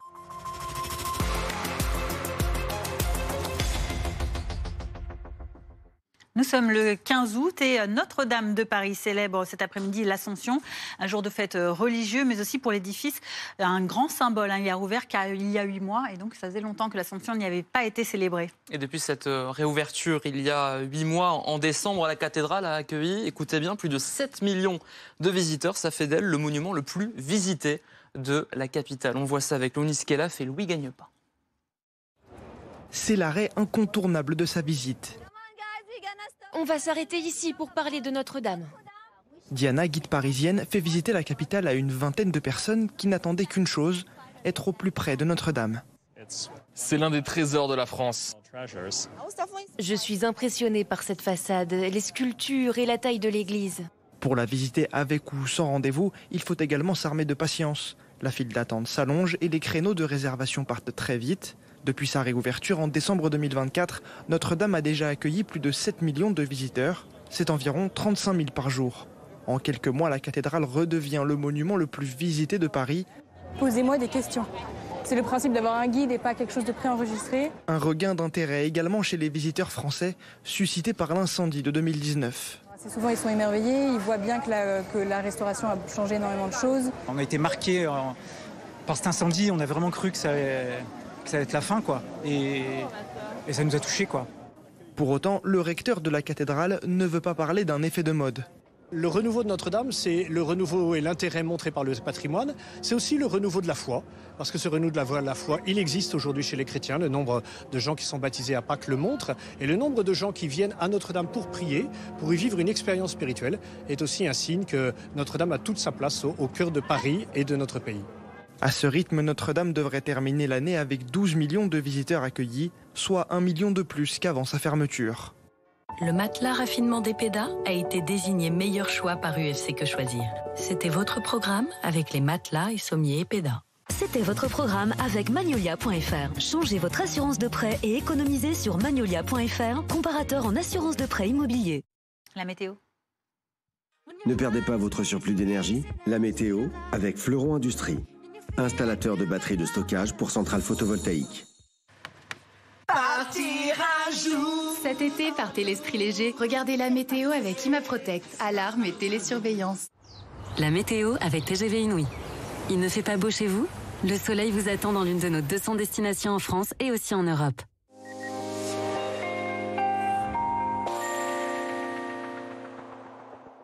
Le temps sera de plus en plus lourd ce week-end, les orages de plus en plus nombreux. La semaine prochaine, là, ils mettront fin à cette canicule d'ici mardi à l'ouest, d'ici mercredi, en allant vers l'est du pays. D'ici là, des orages isolés. Il faut tout de même se méfier de ces cumulus, cumulonimbus, qui peuvent parfois s'étirer sur plus de 10 km en altitude.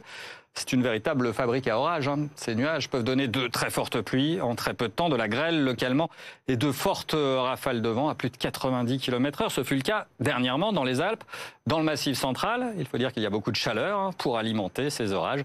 70 départements toujours en vigilance orange canicule, dont le Morbihan, le Finistère. 66 départements pour la journée de demain. Là, ça va s'améliorer du Loiret en remontant vers la Haute-Marne.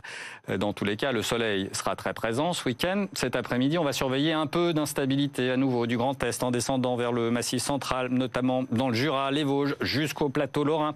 Quelques coups de tonnerre également sur les Alpes pour cet après-midi. Sinon, beaucoup de soleil, beaucoup de chaleur. On va dépasser les 40 degrés à nouveau du côté de Bordeaux, Agen, 39 à Toulouse. Vous aurez 36 à Lyon, 32 degrés à Paris et jusqu'à 33 degrés en allant vers l'intérieur de la Bretagne pour cet après-midi. Demain, on prend les mêmes et on recommence. Il y aura quelques nuages bas tout de même à noter. Au nord de la Somme, principalement quelques brouillards en matinée. Dans tous les cas, dans l'après-midi, les éclaircies vont s'imposer. Beaucoup de soleil, à nouveau quelques coups de tonnerre sur les Alpes frontalières qui pourraient déborder dans l'arrière-pays niçois en cours de journée, plutôt en toute fin d'après-midi. Dès le matin, vous aurez 27 degrés à Nice et dans l'après-midi, à nouveau des pointes à 40 degrés des bords de la Garonne jusqu'au Languedoc, 28 à Paris. Ce sera beaucoup plus respirable pour ce samedi. C'était la météo avec fleuronindustrie.com. Isolation thermique par l'extérieur pour réduire vos dépenses énergétiques et embellir votre maison. Partir un jour sans retour. C'était la météo avec ImaProtect, alarme et télésurveillance. C'était la météo avec TGV Inouï. Alors, dans laquelle de nos 200 destinations allez-vous chercher le soleil ? Quasiment 15h30 sur BFM TV, bienvenue si vous nous rejoignez dans l'après-midi info. On est ensemble jusqu'à 18h à la une de ce nouveau journal. Ce décompte qui tourne H-6 avant le sommet historique entre Donald Trump et Vladimir Poutine en Alaska. Les deux chefs d'État sont en route vers Anchorage où ils doivent se rencontrer pour la première fois depuis 2019. À la clé peut-être un cessez-le-feu, peut-être une future réunion avec Zelensky ou peut-être rien. On verra ça dans quelques instants avec nos dernières infos, nos reporters et nos invités en plateau. Nous prendrons également la direction de l'Espagne avec ces 3 morts dans au moins une dizaine d'incendies de grande ampleur dans le pays, en proie à de violents feux dans un contexte de canicule qui dure depuis presque 2 semaines. C'est le nord-ouest du pays qui est le plus touché. Nous rejoindrons Laura Cambo sur place dans ce journal. Une enquête pour homicide volontaire ouverte pour l'un des 4 corps repêchés dans la Seine à Choisy-le-Roi mercredi. Une première autopsie a conclu à un acte criminel sur le corps le moins détérioré. Pour les autres, l'enquête se poursuit. Le lien entre tous les corps est exclu pour l'instant selon nos informations. Donald Trump et Vladimir Poutine qui sont donc en route vers l'Alaska pour un sommet historique afin de tenter de mettre un terme à la guerre en Ukraine. Le président américain qui a décollé à 14h, heure française, du Maryland, de direction Anchorage. Je ne suis pas là pour négocier au nom de l'Ukraine. C'est ce qu'il a déclaré à bord de l'Air Force One. Et nous, on rejoint le fort de Brégançon avec Hugo Capelli. Vous êtes près de là où se trouve le chef de l'État français, qui n'a pas été, comme d'autres dirigeants européens, convié à cette rencontre donc bilatérale en Alaska. Il le suit tout de même de très près. Et d'ailleurs, il a déclaré qu'il avait eu Volodymyr Zelensky au téléphone ce matin.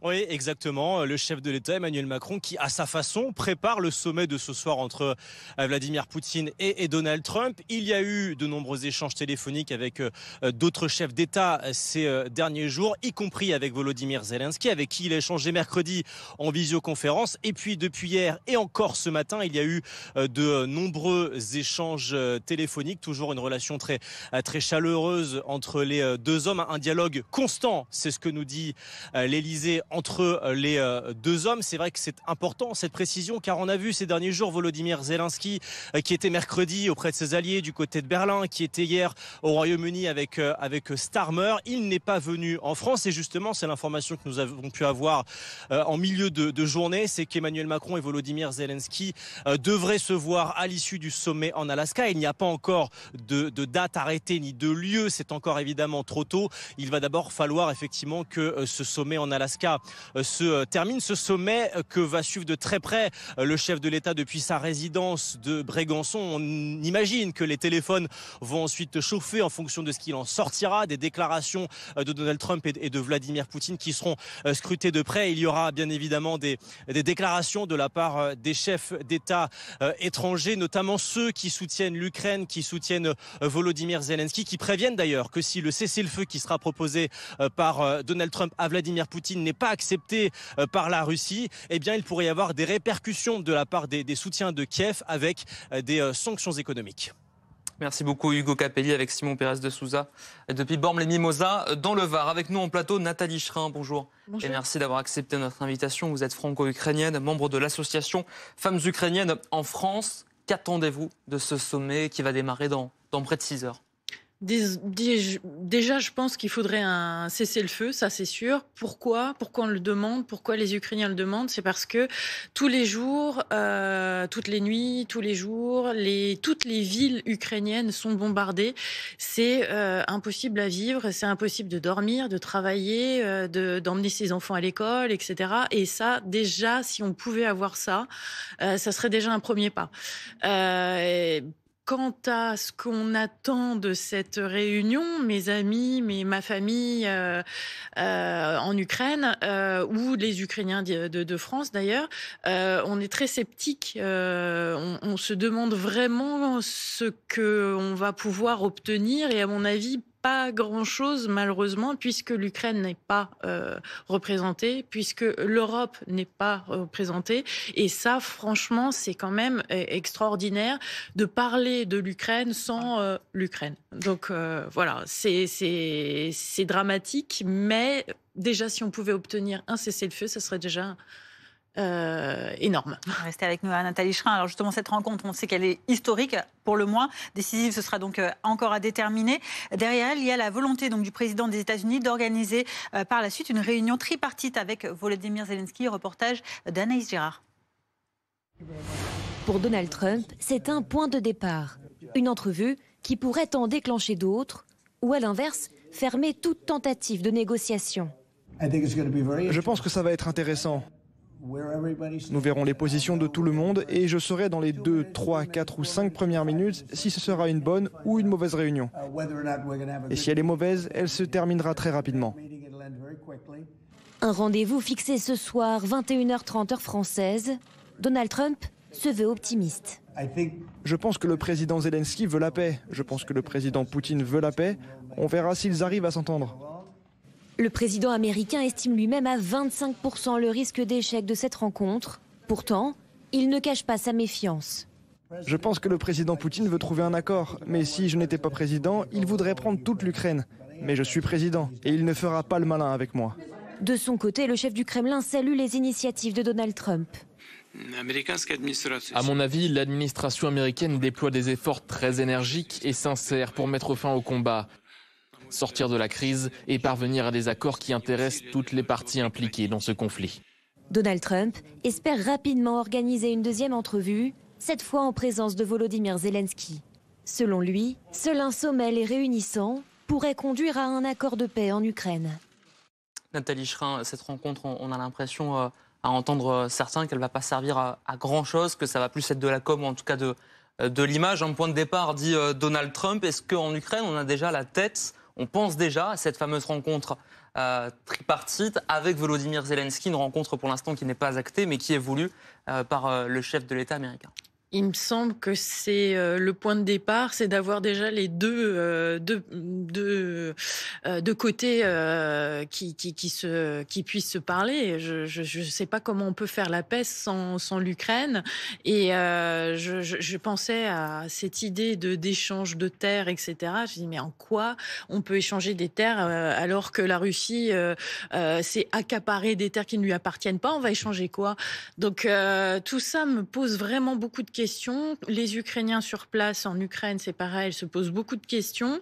On sait très bien que la Russie ment tout le temps. Les cessez-le-feu sont jamais respectés, que toutes les promesses sont jamais respectées, que les traités internationaux ne sont pas respectés. Je rappelle que la Russie avait quand même signé le mémorandum de Budapest, on l'a dit, mais des milliers de fois sur les plateaux télé, et qui garantissait les territoires, enfin les frontières de l'Ukraine. Ça n'a pas été respecté. En quoi on pourrait attendre quelque chose de ce sommet? La réponse dans quelques heures, Nathalie. Exactement. Évidemment, nous suivrons cela de très près, puisque cette soirée historique, ce sommet, il est à vivre sur BFM TV dès 19h. Nous serons sur une grande soirée spéciale consacrée à cet événement. Nos équipes sur le terrain sont déployées en Alaska, en Anchorage, à New York également aux États-Unis, à Moscou, à Kiev. Et vous retrouverez, vous le voyez, un Maxime Switek en plateau entouré de nos meilleurs experts jusqu'au bout de la nuit pour développer donc cette actualité très chaude de la journée et qu'on va suivre évidemment de très très près. 15h37 sur BFM TV. On prend à présent la direction de l'Espagne. Le pays est confronté à une dizaine de feux simultanés, des feux de grande ampleur qui ont déjà entraîné la mort de 3 personnes. On va aller rejoindre Laura Cambo qui est sur place pour BFM TV dans le nord-ouest du pays. C'est la région, Laura, la plus touchée par ces incendies. Oui, la situation est préoccupante au nord-ouest de l'Espagne car il y a plusieurs dizaines de foyers qui sont toujours actifs. La Croix-Rouge a d'ailleurs dû monter dans la précipitation dans cette école, un centre d'hébergement hier soir car les pompiers n'arrivaient pas à faire face à l'avancée des flammes car le temps était très sec et qu'il y avait beaucoup de vent. Je vous propose d'écouter ce témoignage de cette bénévole. Les personnes ont commencé à arriver hier soir. 1500 sinistrés ont été évacués des 4 villages touchés par les incendies. 300 sont venus ici. Les autres sont allés dans d'autres maisons, des domiciles de proches. Elles sont inquiètes car elles n'ont pas beaucoup d'informations. Elles veulent rentrer chez elles dès que possible. Il s'agit de l'incendie le plus grand jamais enregistré par les autorités espagnoles. 36 000 hectares qui ont au total été parcourus par les flammes. Pour faire un élément de comparaison, l'Aude en France, c'était environ 15-16 000 hectares. En tout cas, les autorités espagnoles qui sont particulièrement inquiètes car il va faire 40 degrés dans tout le pays tout le week-end et la vigilance est donc maximale. Laura Cambo avec Mathieu Lepeigné depuis le nord-ouest de l'Espagne, le pays qui connaît depuis le début de cette année plus de 157 000 hectares détruits en cendres dans ces incendies. Ludovic Pingano, consultant en gestion de crise, est avec nous à distance. Le fait qu'il y ait une dizaine d'incendies en même temps dans différentes régions, alors c'est globalement plus le nord et le nord-ouest, mais il y a également le sud qui a été touché du côté de Séville, il y a également la région de Madrid au centre. Est-ce que ça complique le travail des secours? Oui, considérablement. C'est d'ailleurs ce qu'on craignait en France la semaine dernière, lors de l'incendie dans l'Aude, plusieurs incendies en même temps, plusieurs endroits différents, parce qu'il faut mobiliser bien sûr beaucoup plus de moyens.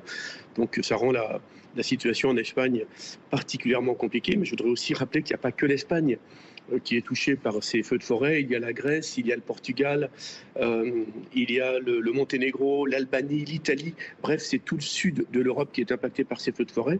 Et là encore, ça complexifie encore plus la situation, notamment dans le cadre de l'envoi de renforts.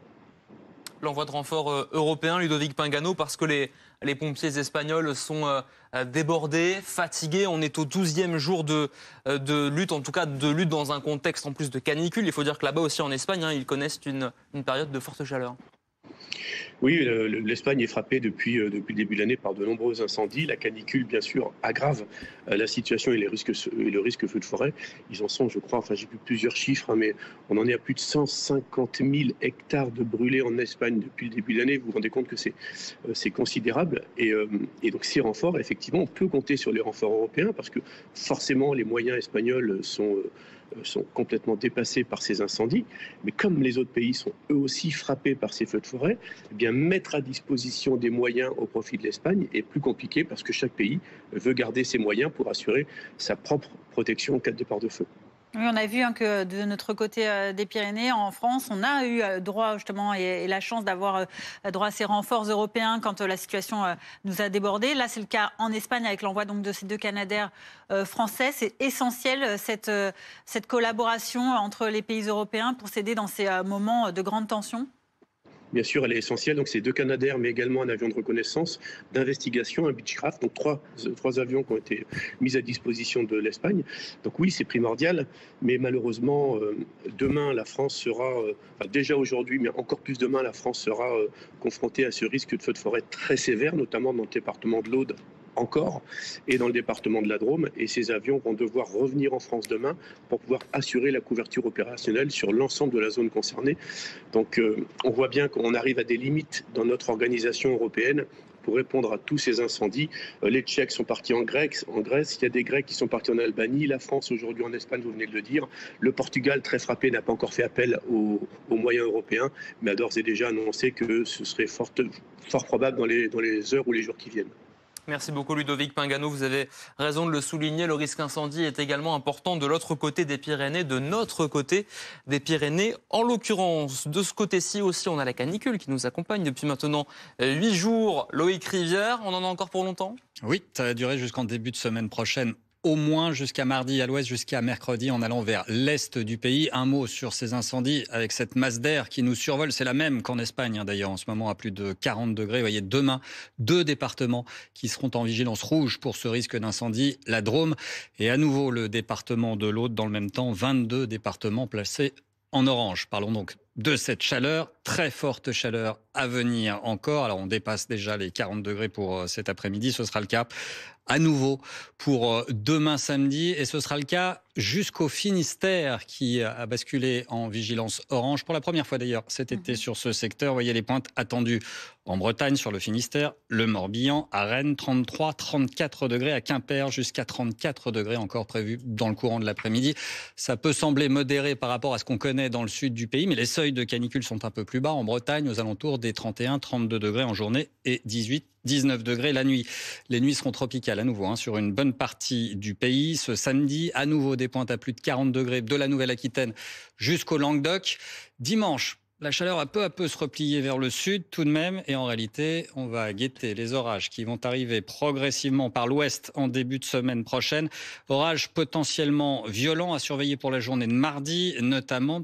La canicule sera terminée à partir de mercredi. Là, on devrait repasser sous les seuils et la semaine prochaine sera probablement très agitée. Encore un peu de patience donc avec cette chaleur. Merci Loïc pour ces précisions. À 15h44 à présent, on en vient à ces 4 corps qui ont été retrouvés mercredi dans la Seine avec beaucoup de mystères. Selon les dernières informations de BFM TV, les enquêteurs pensent que les 4 corps ont été immergés à des moments différents et visiblement sans lien apparent entre eux. Oui, l'un des corps porte des traces de violence. Une enquête a d'ailleurs été ouverte pour homicide volontaire. Concernant les 3 autres corps dans un état plus dégradé, les enquêteurs privilégient pour l'instant la cause accidentelle.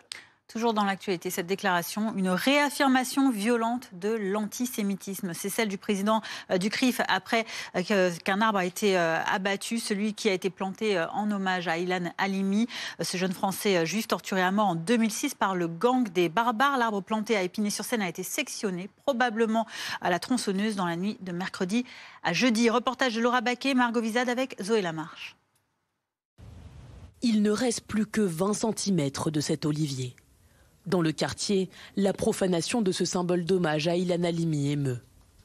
Claudine est venue s'y recueillir et déposer quelques fleurs. C'est ma façon à moi de condamner cet acte et puis de lui rendre un nouveau hommage. C'est émouvant, franchement c'est émouvant. C'est une pensée pour les parents de la famille de M. Halimi surtout qui doit être prise, ça doit être terrible pour eux. Le parquet a indiqué avoir ouvert une enquête pour destruction d'un bien d'utilité publique, mais cette dégradation fait tout de même grandir l'inquiétude des riverains. Ce sont des actes qui se banalisent de plus en plus et on est toujours dans l'escalade. À chaque fois, on se dit que ça ne pourra pas atteindre un stade d'horreur supplémentaire et puis là, on se rend compte que même les morts ne sont plus respectés. Le président du Conseil représentatif des institutions juives de France, Yonatan Arfi, s'est dit profondément indigné par cette atteinte à la mémoire du jeune homme. Cette réaffirmation violente de l'antisémitisme à la face de la société est quelque chose d'extrêmement douloureux. Il n'y a rien de plus lâche et les assassins de sa mémoire ne valent pas mieux que ceux qui lui ont pris la vie il y a 20 ans. Le maire d'Épinay-sur-Seine promet qu'un autre arbre sera planté dans les meilleurs délais. En 2019, sur la commune de Sainte-Geneviève-des-Bois cette fois, 2 autres arbres installés en mémoire d'Ilan Halimi avaient eux aussi été vandalisés. À 15h46 sur BFM TV, on est avec Franck Touboul, le président du CRIF de Toulouse. Merci d'être avec nous. Réaction il y a quelques heures d'Emmanuel Macron, le chef de l'État, qui écrit « Abattre l'arbre qui rend hommage à Ilan Halimi, c'est chercher à le tuer une deuxième fois. La nation n'oubliera pas cet enfant de France mort parce que juif. Tous les moyens sont déployés pour punir cet acte de haine. » Est-ce que cette réaction vous rassure aujourd'hui, plus que ce que l'acte dont on parle pourrait vous inquiéter ? Non, moi je crois que désormais il faut passer à l'action. C'est pas des réactions permanentes de condamnation d'une symbolique très forte. Un arbre, c'est censé durer très longtemps. C'est une forme d'éternité, de souvenir. Et en définitive, tous ces symboles sont petit à petit bafoués. Et aujourd'hui, j'appelle, puisque le président de la République a choisi de s'exprimer, je l'appelle à sa responsabilité, celle de la cohésion nationale. Et il faut qu'il se saisisse de ce sujet. Il a évité la grande manifestation contre l'antisémitisme. Aujourd'hui, je l'appelle de mes voeux depuis déjà très longtemps, il faut faire de la lutte contre l'antisémitisme une grande cause nationale, parce qu'il en va aussi de la cohésion de notre peuple de France. Et aujourd'hui, ce peuple de France est témoin et voit très précisément ce qui se passe dans notre pays. Ce n'est pas les minorités d'extrême gauche ou les quelques manifestations ici ou là qui disent ce que la société française pense. Ce que pense la société française, c'est clairement que le climat se détériore gravement. Justement, est-ce que vous avez ressenti, avec les derniers faits de nature antisémite, une augmentation de ces faits depuis notamment le 7 octobre 2023 ? Mais bien sûr, madame, une enfant se fait violer à Courbevoie, un rabbin en une semaine se fait agresser 2 fois, des insultes partout, 50 enfants expulsés d'un avion sans que cela émeuve, 50 enfants juifs français exclus d'un vol sous un prétexte fallacieux, 42 morts français le 7 octobre, et toujours pas de prise de conscience réelle de ce qui se passe dans notre pays. Et je passe de côté, bien sûr, tous les actes antichrétiens qui sont de plus en plus nombreux à l'étranger et en France. Mais comme il semblerait que le président de la République s'intéresse plus à ce qui se passe à l'étranger qu'en France, il faut aussi qu'il regarde la façon dont les Français sont traités à l'étranger et dont les chrétiens sont traités dans un certain nombre de pays. Ouais. Merci beaucoup Franck Touboul d'avoir été avec nous. Je rappelle que vous êtes le président du CRIF de Toulouse à 15h48 sur BFM TV. On passe à votre chronique de l'été. Retrouvez votre programme avec assurepeople.com. Assurance auto pour jeunes, résiliés, sinistrés, malucés.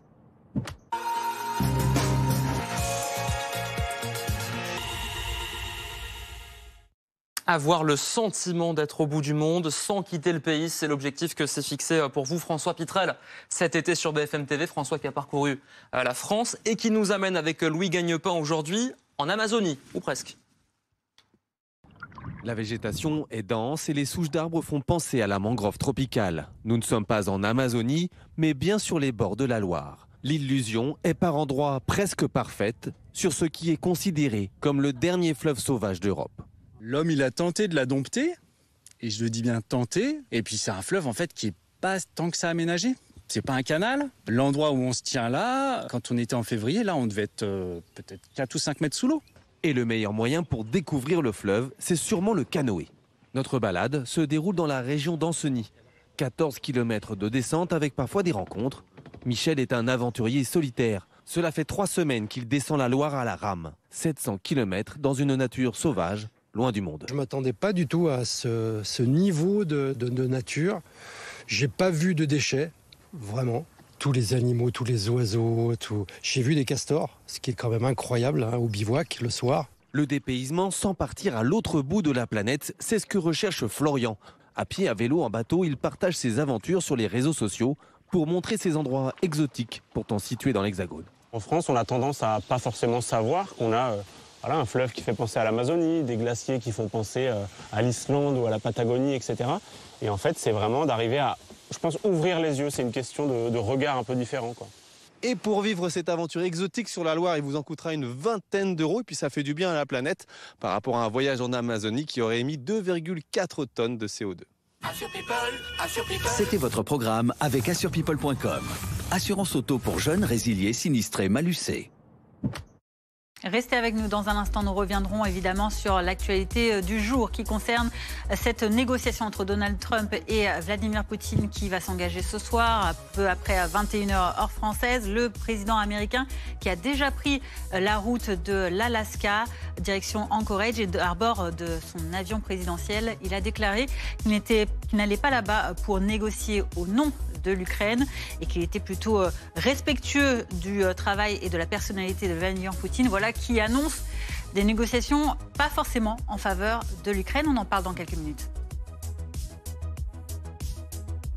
L'infotrafic avec la nouvelle appli Coyote pour éviter les amendes et rouler à la bonne vitesse. Coyote, faire la route ensemble.